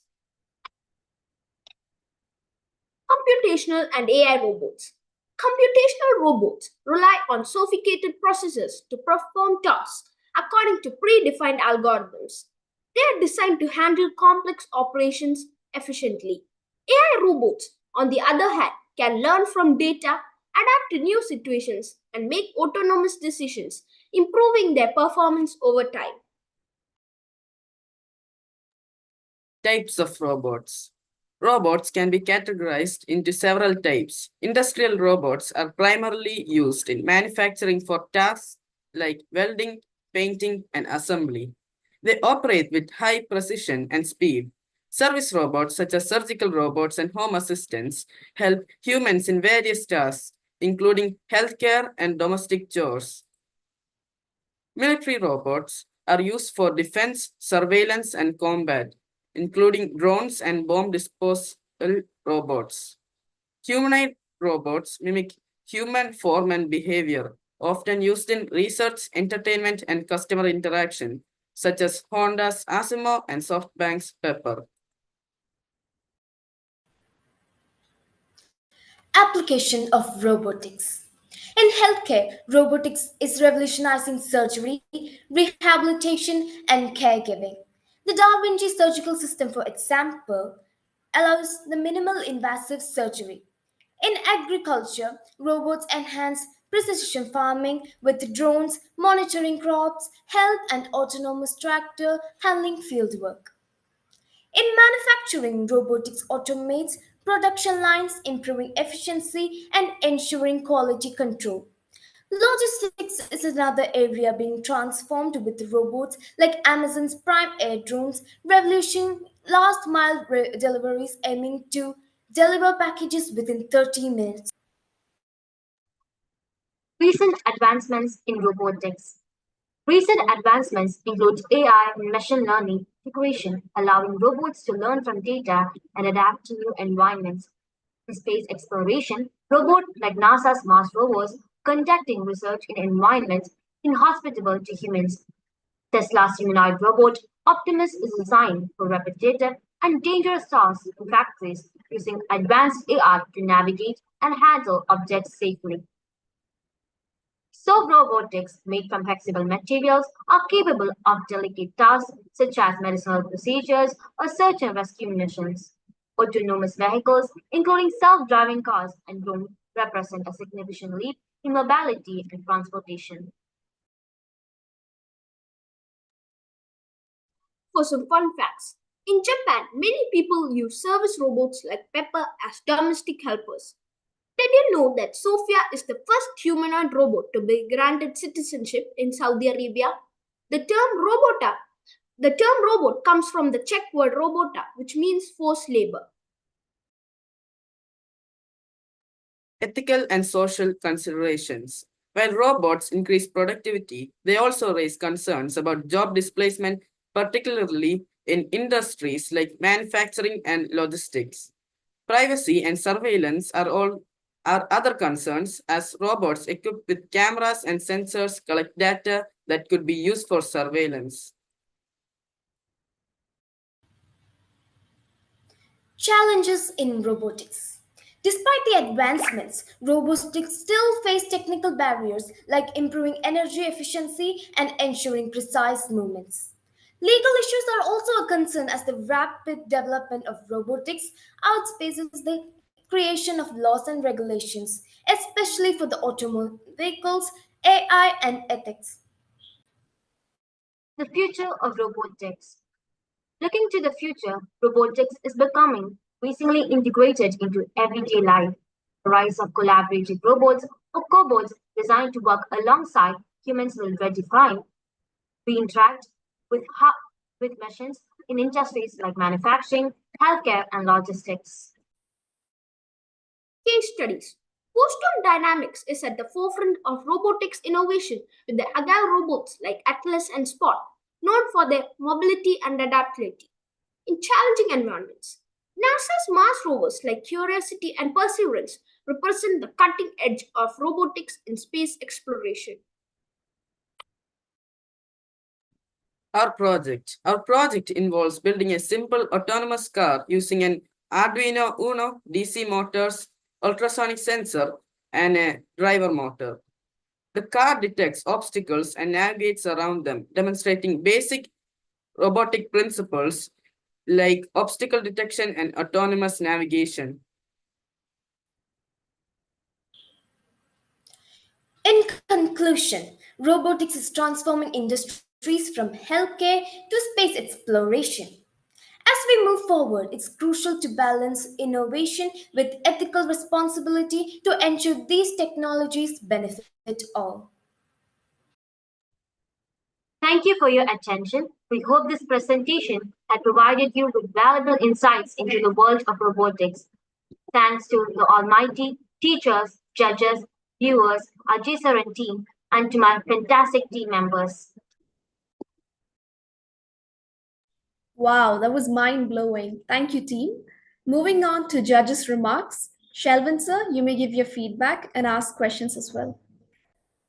Hi Nakshatra, hi Adityan, hi Danny, and hi Vega. Great project and again, great presentation. You touched upon a lot of aspects of robotics. There were a couple of things. I am very particular about robotics, so I would like to ask those questions to you guys. Are you guys familiar with the 3 laws of robotics? No, sir. Okay. And have you guys watched any movies on robotics?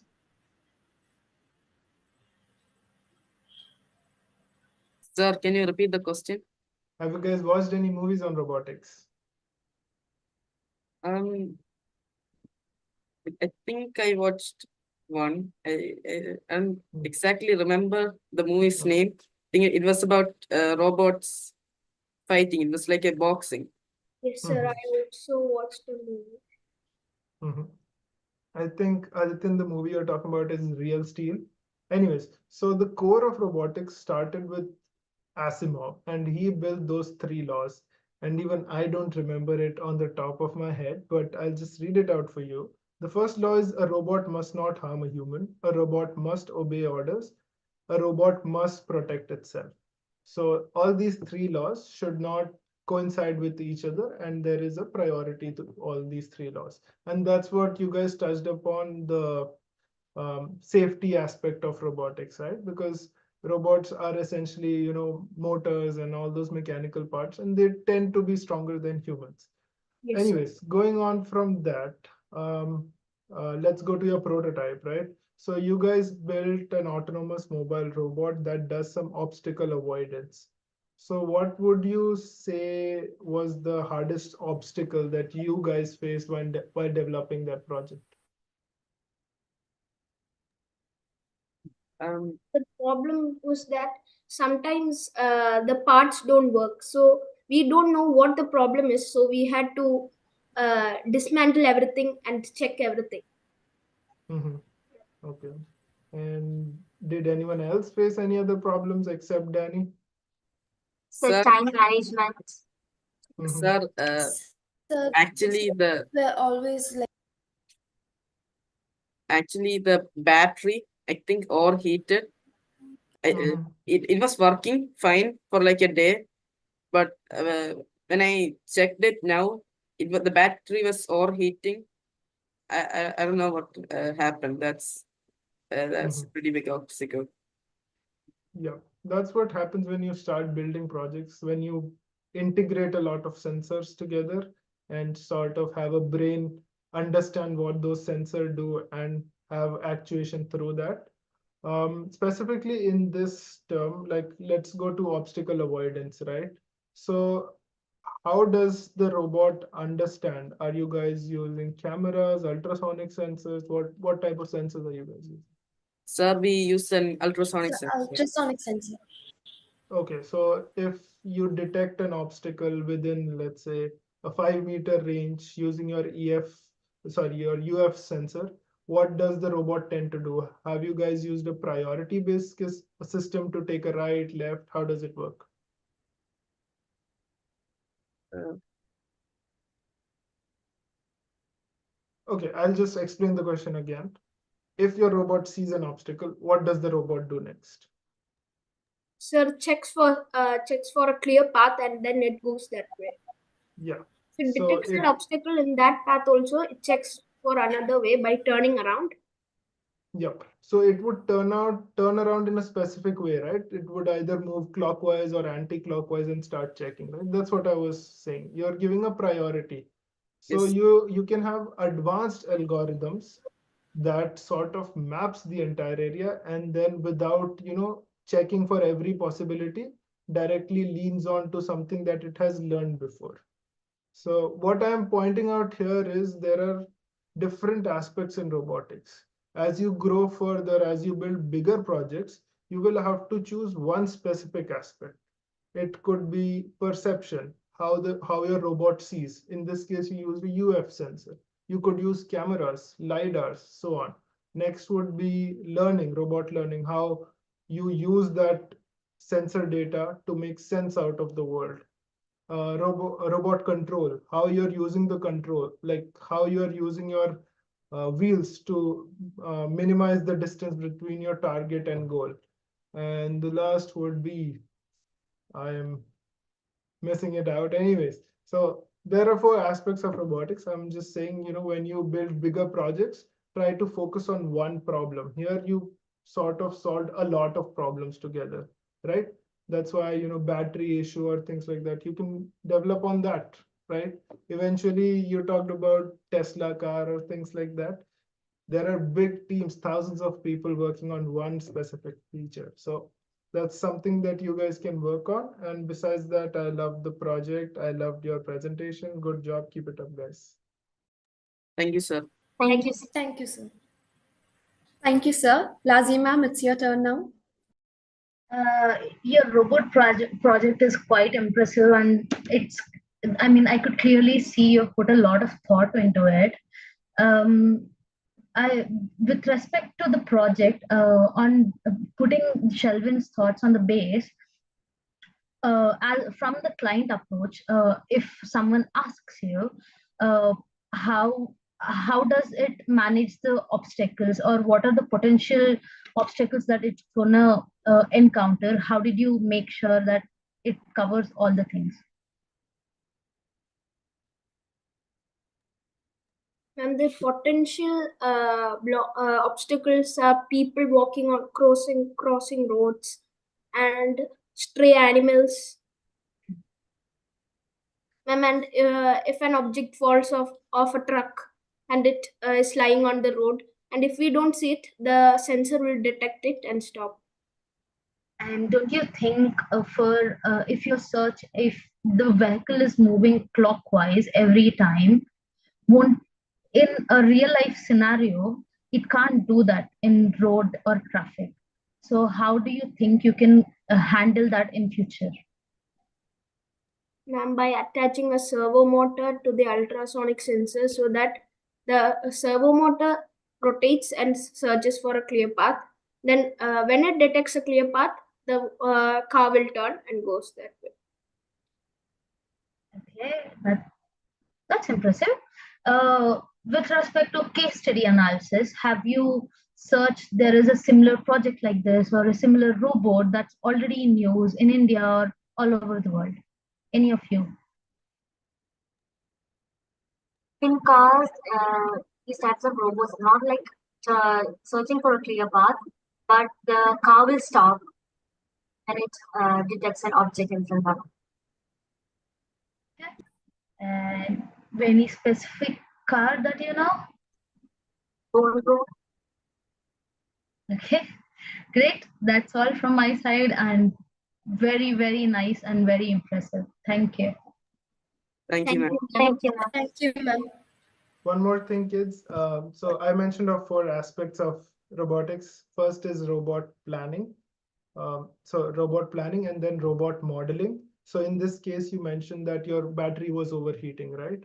So let's say it was overheating because you are using a lot of power. So you would put a fan on top of it.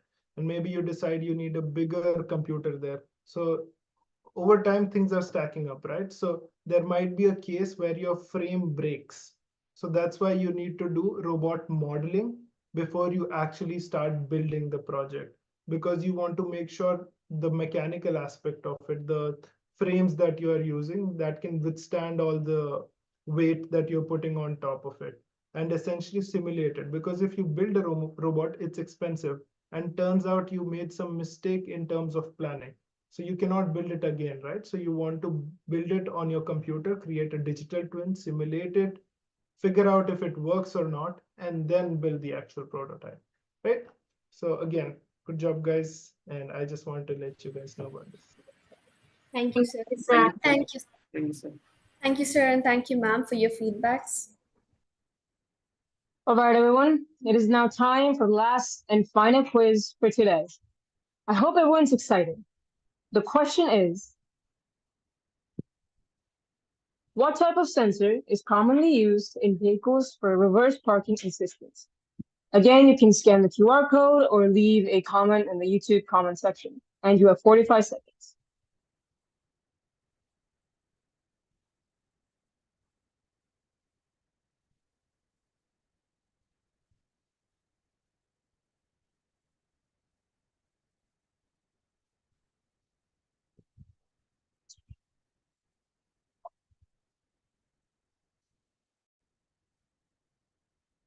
Okay, we shall go ahead into the last but not the least project of this program. This has been truly great so far, and let's see if the last group can keep up with all the others. Project 8 is going to be about AI, robotics, and its applications. Now that's a good topic. There's such a wide range to cover, and there's so many points to be made. The team that is doing this presentation is Johan Oman Tutis, Ayan Kayad, and Alvin Ene from grade 11. Good luck to you three. Good evening, one and all present here. As grade 11 students, Ayan, Alvin, and Johan are going to do a presentation on AI integrated robotics and its real world applications. Okay, let's first learn what is AI. AI or artificial intelligence is the ability that enables machines to mimic human behavior. It allows them to think, process information, and function in a way like humans. AI can learn from themselves and improve on their own. They are used in smart cars and chatbots, etc. AI alone is a simple tool and but powerful. But when combined with robotics, they create a dynamic partnership. Let's consider a car made with a simple motor and battery. It may be simple, but when we are integrating it with AI, we could reach a different potential like a human following car or an object following car. It will be more precise and accurate, and it can adapt to its environment. Some real world applications of AI integrated robots. One of them is Da Vinci surgical system. It is a very powerful, accurate, and efficient surgical assistant which helps in surgeries. It has been able to cure prostate cancers and it has a success rate of over 90%. Agrobots like Rosphere harvest automation are also used in sowing, planning, crop management systems. Humanoid robots like Sophia, Atlas, and Pepper are used in assistance. Some of the humanoid robots are used in dangerous platforms such as power plants for inspection, management, and also in assistance.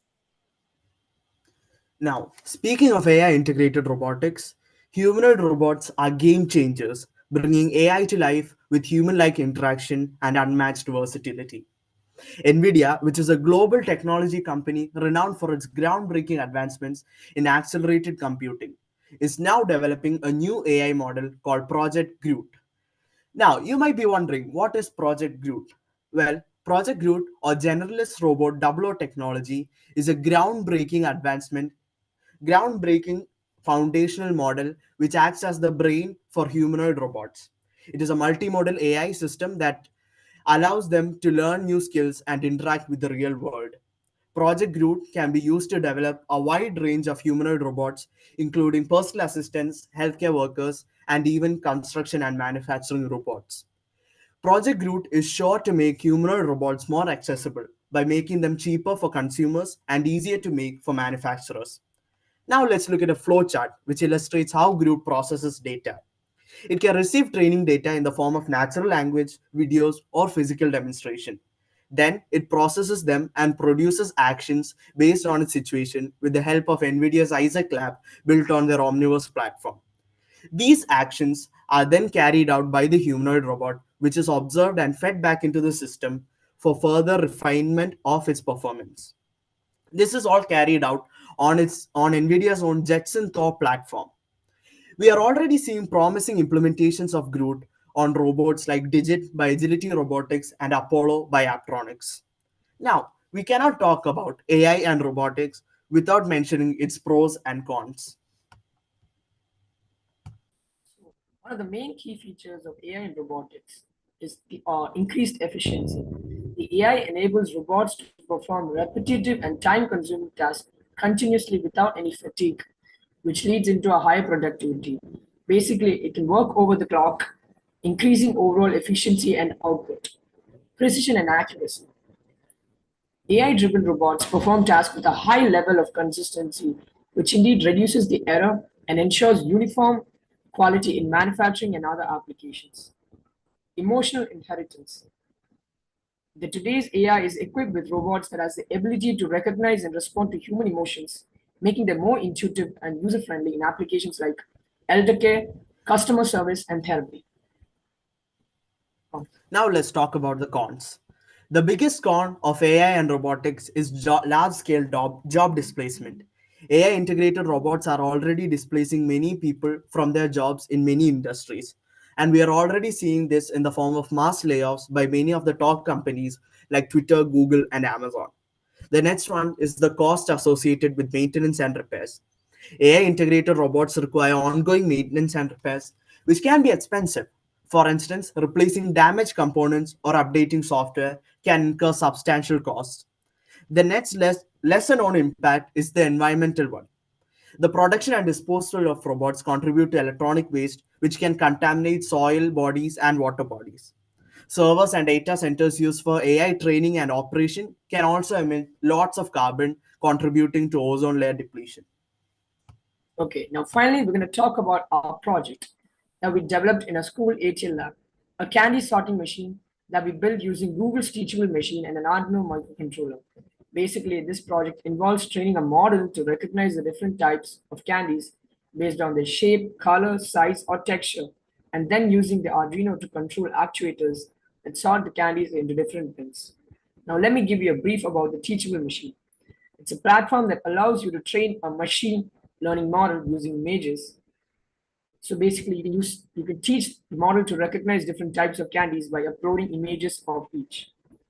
And the components that we used is an Arduino Uno board, a camera or webcam, servo motors, a conveyor belt that's actually used to move the move the candies that has the cameras, and the compartments. Now, in conclusion, the sorting mechanism works like the candies are placed on the conveyor belt and then moves under the camera. As each candy passes, its image is captured and classified, and then the Arduino triggers the appropriate servo to sort the candy into the correct bin based on the classification. Now, let me talk about some real life applications like industrial automation. It can be used in the similar system can be used in factories for sorting projects based on the size, shape, color, or defect, enhancing efficiency and reducing manual labor. Finally, it can also be used in agriculture, where AI-based sorting machines can be used to sort fruits and vegetables. Your time is Sorry, up. your time's up.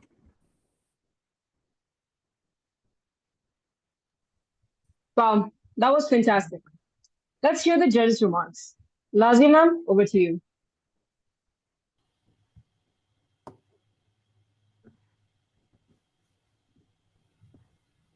Excuse me.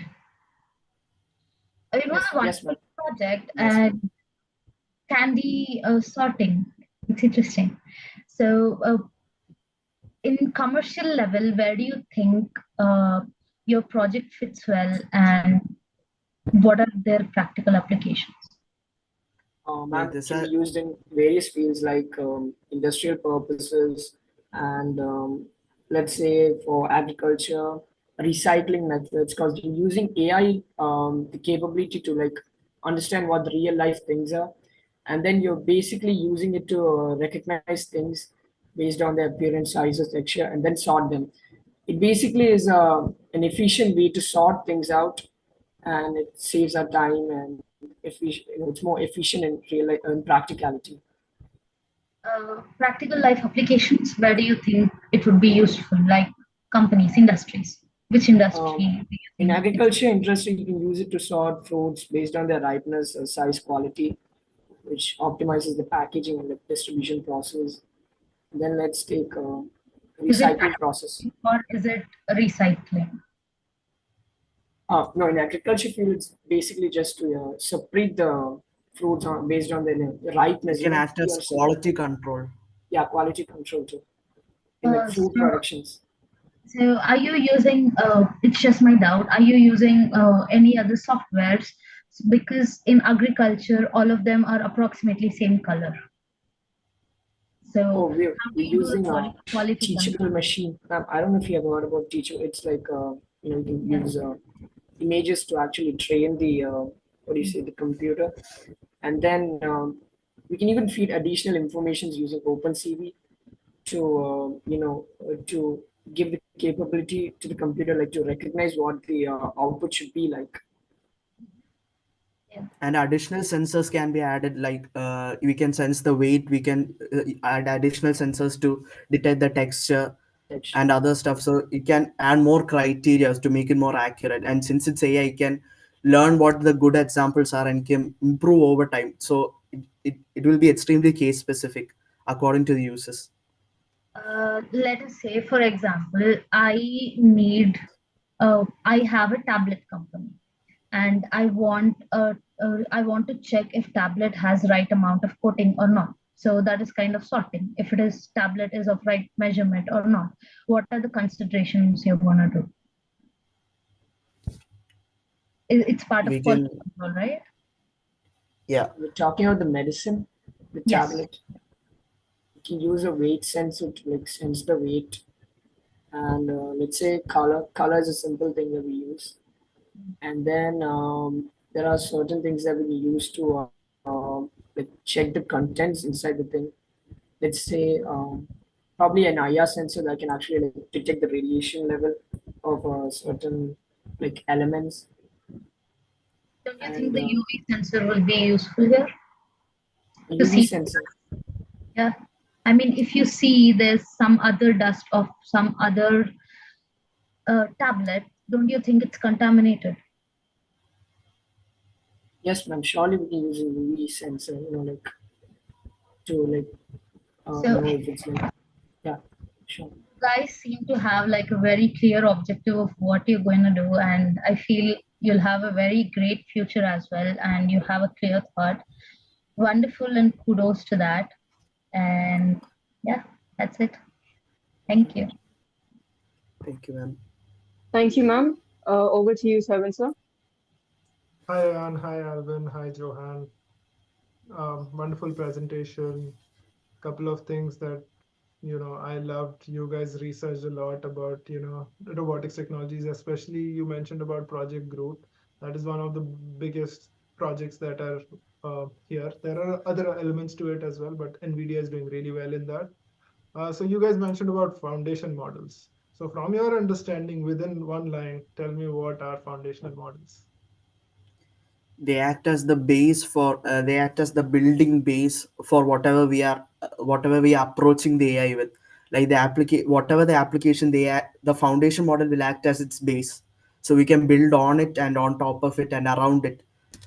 Mm-hmm. And Alvin, do you have any thoughts on it?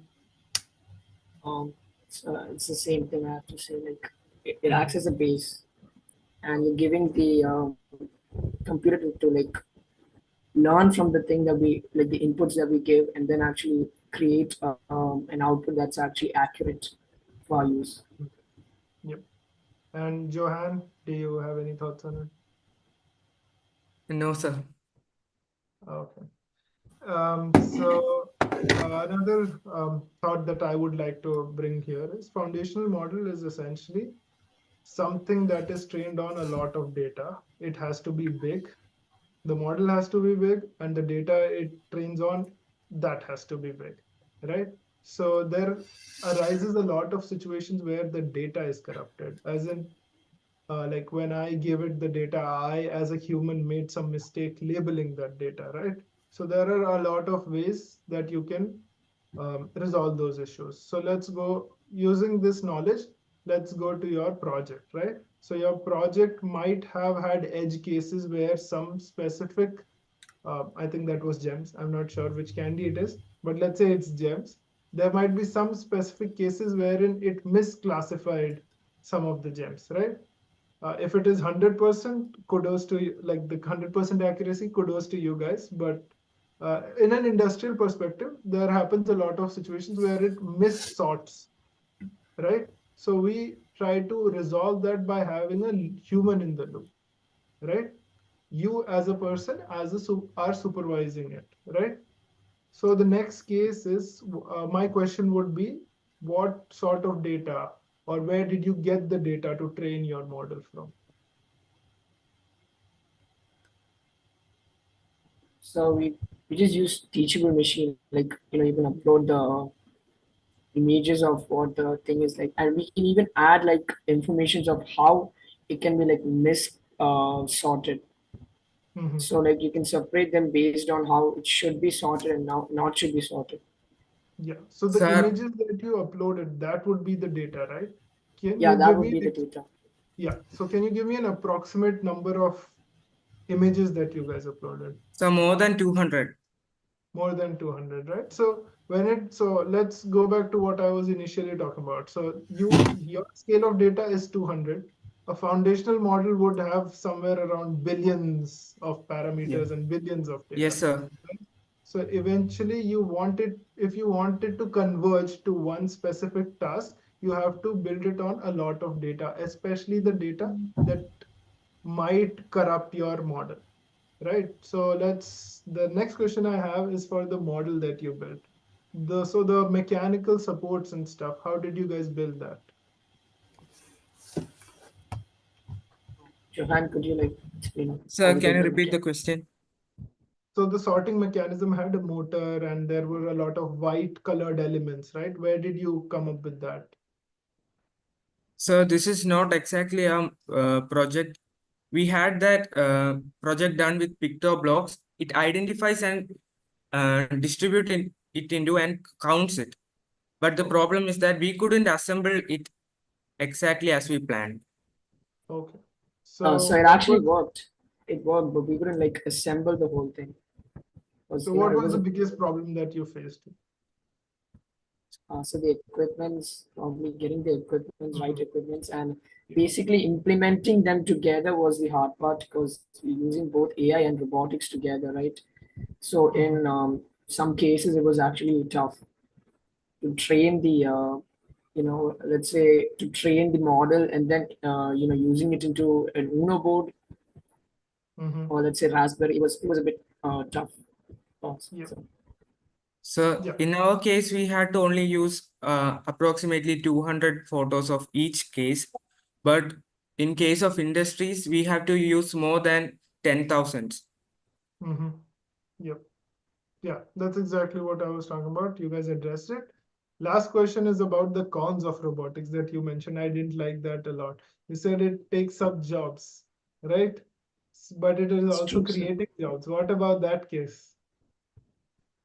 Well, if we Yes, can't, but a lot of people can't just a lot of people are some people cannot just change professions. It's not applicable to exactly. them. A lot of traditional jobs are being displaced. Of course, Mhm. AI and robotics being more prevalent will create more professions, but in the traditional sense, traditional jobs that people are already trained for, or some people some people are just too old at their age. It's not easy for them to just change professions. So in Yep. that case, it's a bit of a con. But yeah, AI and robotics in the future, if we pass the guidelines properly, if we apply them in proper cases, if we have governments put hard solid guidelines, of course, Mhm. if used properly, we can actually create more jobs. But right now, the prevalently a lot of people just can't change Mhm. professions at that point. It's like Yep. too far gone for them. Yep. Totally makes sense. So that's what I was trying to pinpoint at the last is there needs to be a lot of training and young generation such as yourself picking up these skills early on is very important. So good job, guys. I think Lasya has another question for you guys. So carry on. Uh, I'm very impressed on the Candy project, but coming on to the theoretical part, you focused on a lot of points, and I have like small doubts since you told that uh, people are losing a lot of jobs. Do you know the percentages behind it? Like ministry always releases the percentages of jobs that are gained, the employability rate in India. Uh, have you gone through that before coming to a conclusion that people are losing jobs? No, actually, we didn't look at the hard percentages. We just going off. It might be a problem. Not assuming. Already we have seen mass layoffs in many industries. So implementation of robotics and AI, we are saying that if not implemented properly, it will lead to mass layoffs. Like So physical labor is in threat of, like in many developed countries, warehouses are being more and more automated. So people who used to do physical labor there are losing jobs. Like Amazon is now using robots to move their stacks, and drivers may be replaced eventually with like Rivian's. Amazon right now uses Rivian's trucks to move products, but if that becomes automated, drivers will lose their jobs. Now warehouses were one of the biggest employers of physical labor. Now they are being automated. So right now in the large scale, it's starting to become a problem. So if not controlled properly, it will go on to the smaller scale, and it will eventually become a problem. So we are emphasizing the fact that if people are not trained properly, or if the companies are not regulated properly, they will just lose jobs without any prior warnings. So that's the part we were kind of focusing on, because for a lot of people, even when we talk about AI, for a lot of people immediately their thoughts go to losing their jobs or being replaced. Like even Sarah asked a question before, like what if AI takes over?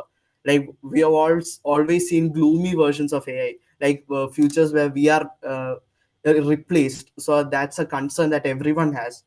So if governments add regulations, of course, we can safeguard people from losing their jobs or prepare them for transitioning to other careers. On personal level, on a strategic move, in that way, how do you think you can make an effect of saying that you would be required, but also the mission is required? How do you convince the client that you are required for that machine to work? Ma'am, in the case of in the question you asked, AI is required. It is very accurate, and it has a potential of working 24/7. Unlike humans, it has more efficiency and accuracy. And supervision is required. So human labor is required too, along with AI and robotics. Since you all talked more about robotics and AI as well, do you think AI can replace? I believe emotional intelligence was one of the things that you've mentioned. Do you think they can replace human emotions? No, ma'am. Ma'am, up to the point, we haven't reached that point, but of course, it is possible in the future because already we got like robots that can feel emotions. Like Sophia can actually express emotions, even though they're like the inputs are added in. And GPT-4 can express emotions like sarcasm, humor, and Tinder CEO was on record saying that in the future you might be able to create digital like a double version, like a clone of yourself to date people for you, to match people for you. So in that case, it's starting to become something like AI dating simulators and stuff like that. Not completely, but to some point, to some extent, it will lessen our influence, especially in the internet. How do you think you're gonna cope up with that? Because you'll be the future generation and I'll be retired by then. Keeping limitations, like if you keep a limit to something, it will always like follow the flow. So if you like set up a limit, you can always regulate the thing to go in the same level. And of course, we the humans are the foremost part of the world, so we can't just allow the AI to replace us, right? So it's always suggested or advised that we keep limits on the AI. So, basing all of this, what do you think are the ethical implications or ethical considerations that we have to have in India or in any other country before we release a product? Are we exploiting other people's work? Like in generative AI already, it's become a problem where independent artists' data is being trained on, and we have to make a guideline on specifying how you have to mention it's AI.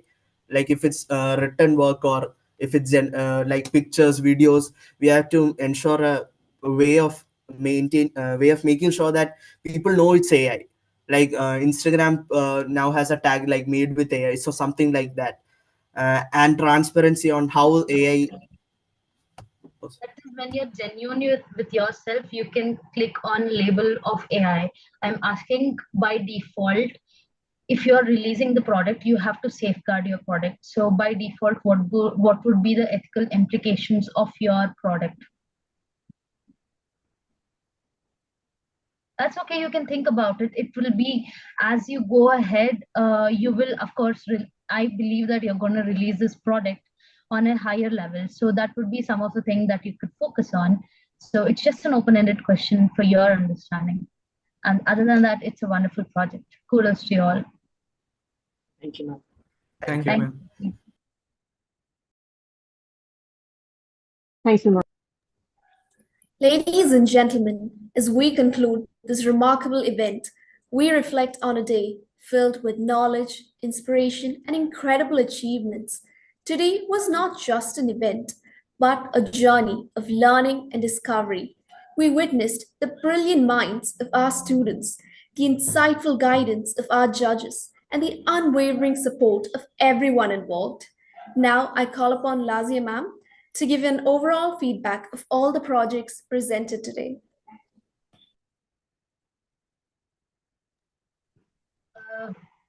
I have a lot of things to say, but I will jot it down to around 2 lines maybe. To start off with, I was amazed by the type of projects and by the type of research the kids did. It was very insightful. There were some of the topics where I did not have any knowledge on, and the kids explained it so well. And I believe at this time of era, at this time of dynamic change, we are in the rat circle. So it keeps changing, and kids are evolving with that. And these kind of competitions are helping kids know more about the world at a very young age and know their talent amongst all. So it's been really insightful, and it's also wonderful to see that the way they present themselves right now and the way they address the challenges that we ask them all of a sudden. It's really amazing, and kudos to all the kids. Kudos. Thank you. Thank you, ma'am.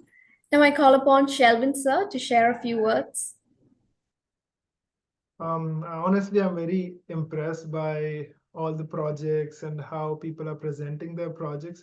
On a second note, I'm very humbled by, at a very young age with this energy, you all are solving problems on a day-to-day basis.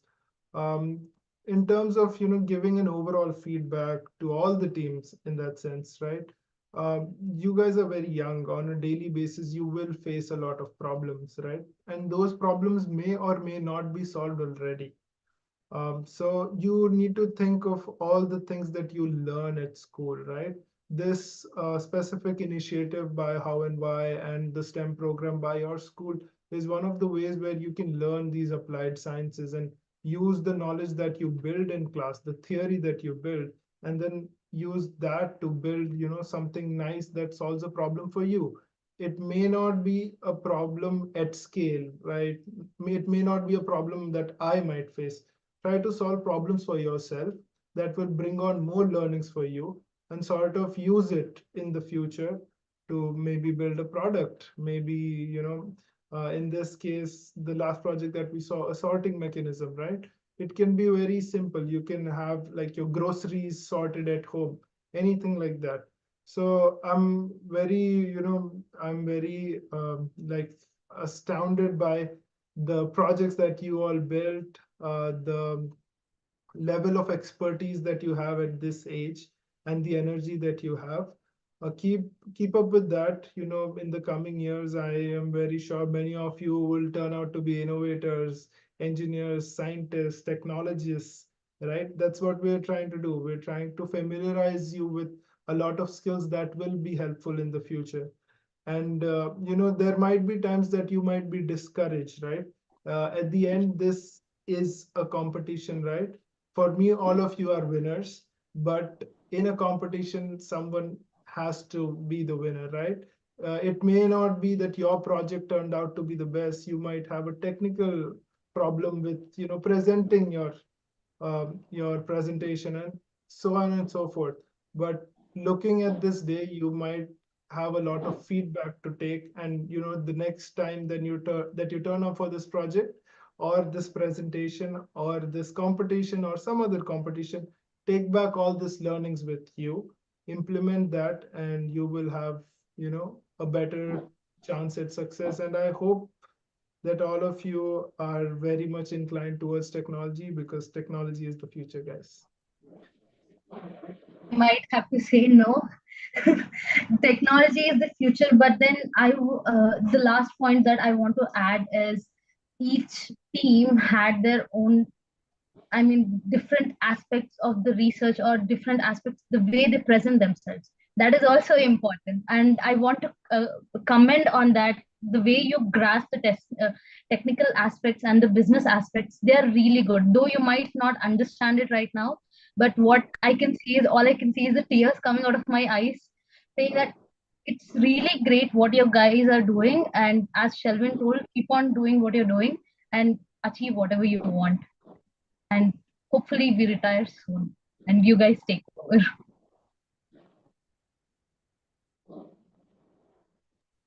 Thank you, sir, and thank you, ma'am, for your very valuable feedback. Now I call upon our very own principal, Nini ma'am, to share her feedback and to propose the vote of thanks. Hi everyone, good evening. And I'm excited and I'm thrilled. It is indeed a remarkable day for Marbaselius Public School, and I am absolutely elated to see our young students excel in their technological knowledge with such passion and brilliance. Their depth of understanding and enthusiasm is truly commendable. This achievement would not have been possible without the immense support of our distinguished judges, Ms. Lasia Gadi and Mr. Shelvin Polly. Your presence and expertise have profoundly enriched our students' learning experience. On behalf of the management, teachers, parents, and students, I extend our deepest gratitude to you both for joining us today to judge our young talents. Thank you for your feedback, valuable inputs, and words of encouragement. Thank you both. To wonderful parents, I recognize the challenges of managing online arrangements and assisting your children with their projects. Your dedication will never be in vain, and I sincerely thank each one of you for your ongoing involvement. Thank you very much. To our incredible students, your hard work and commitment were on full display today. It is truly inspiring to witness your efforts, and I have no doubt that if you continue on this trajectory, the sky is indeed the limit. I'm really, really proud of you. Thank you, children. A heartfelt thanks to the How and Why mentors and our devoted teachers in charge. Your guidance and support have been pivotal in preparing our students for this event. I must also give a special mention to our anchors who did a stellar job today. Overall, this event has undoubtedly added a golden feather to our cap. Thank you all once again for your support. Before I conclude, I want to highlight the significance of STEM education and tinkering labs. They are unlocking new horizons for our students. Initiatives like the How and Why Budding Technologist will undoubtedly accelerate our students' growth and ready them for the future. No doubt about it. I wish you the very best in all your future endeavors. Thank you and good night. Thank you, ma'am. Now we have a few parents to share their feedback. So let's hear from them. First, I request Mr. Hari Shashikumar, a marine engineer working with Anglo-Eastern Ship Management Limited, Hong Kong, to share a few words. He's the parent of Daya Hari of grade 5. Thank you. Good evening, all. First, I would like to appreciate Mount Basilis Public School and How and Why for organizing such an outstanding online event for our students. I could find that the entire process was well structured and provided a fantastic platform for our students to exhibit their technical knowledge and skills. And I really appreciate the way the challenges were thoughtfully designed to push the participants to think creatively, seek knowledge, and finally apply it. And it was inspiring to see a high level of enthusiasm and dedication, and even teamwork among the students. And once again, kudos to all of you for nurturing these young minds and fostering a spirit of innovation among them. Thank you so much and good night. Thank you, sir, for your valuable feedback. Now we have Ms. Anna Pradibha Shobak, the parent of Iona Anna Shobak, to speak a few words. She is the administrator of Impressions Architects, Kottayam. Hi all, I am Anna, and as a parent, I would like to express my thanks to the Basilius Public School team and the How and Why team for organizing such a grand event. I would say it's an international platform to showcase the innovative ideas of our children. So thank you so much, MBPS and How and Why for that. And indeed, I am very excited. As a parent, I am excited to see all the young children from the grade 5, grade 6, how they are using the technology to solve the real world problems. There is a big question whether technology is somewhat affecting the youth. But at the same time, this event or this session has shown how the technology can be used to solve the real world problems. So that is a great advantage of these type of sessions. And I am super excited as a parent. And of course, I should mention the support from the Marbasilis Public School, the principal, the computer faculty team, special mention to Jinu ma'am, Soumya ma'am, and Robin sir in their lab, because each and every doubts were cleared. I know 100% doubts were cleared from their side. And regarding the HowNWhy team, from the day one, I have seen my daughter, the transition happened to not only to my daughter, this will be happening to everyone I know. From the day one to this day, great transition has been happened to them in the presentation as well as in the technical aspects. So hats off to HowNWhy team for that. And now I could say that our children had deep dived into the various topics like artificial intelligence, robotics, space technology. I'm super excited to share that also. Deep dive, that's the words are mostly used, I think. And they have become experts in all those topics. I'm so happy to see that. And last, I know the 100% technical side is okay, but I need to share one interesting thing. That is it. Whenever my daughter present or any kid present, the comment which I got from HowNWhy, I hear when I am overhearing that, the comment the sir was giving is that you are a good presenter. That inspiring words from, I think it's Ajay sir. So I need to mention sir especially. His super inspiring words. No, these days his patience, his inspiring words had able to make the best out of every child. That is what I could see. Actually, man, the judges were telling about how they presented, no, because it was the regular training they have given. They have fine-tuned the children. So that is really another thing. Apart from the technical side, the positive words from there were really encouraging. So hats off to that. And we are expecting more sessions like this so that our kids become more competent in this current digital world, and we can show to the world how to use the technology in the most effective way. So we are looking forward for more sessions, and thank you for this opportunity and have a good time. Thank you. Thank you, ma'am, for your feedback. Next, we have Dr. Misha Anujon, who's working as an anesthetist in the Taluk Hospital, Chertala. She's a parent of Ruben Samuel. Hi, good evening, everyone. I'm really happy and thrilled to see and witness our budding technologists in action.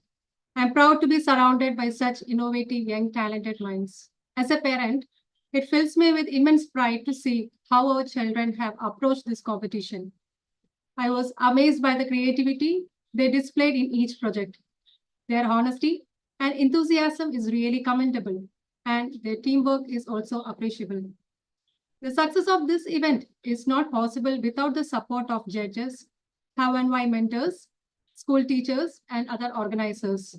Your support and guidance was invaluable for our children. Thank you, HowNWhy organizers, for creating such a comprehensive event. Your dedication to improve robotics AI literacy is greatly appreciated. And congratulations for all the participants in this competition. Thank you. Thank you, ma'am. Kudos to all the participants. You have truly amazed us with your innovative ideas and presentations. Your dedication and creativity shine brightly, and we look forward to seeing what you will accomplish in the future. For all the participants, the results will be announced later within 2 or 3 days after evaluating the judges' reports and consolidating it. I'm sure it will be a challenge for the judges to decide because everyone was so amazing. We extend our heartfelt gratitude to the school management, teachers, and all our well-wishers for their support in making this event a resounding success. Their encouragement and assistance have been very much valuable. Until next time, we wish you all the very best. This has been Ankita and Nana. Keep dreaming, keep innovating, and keep making a difference.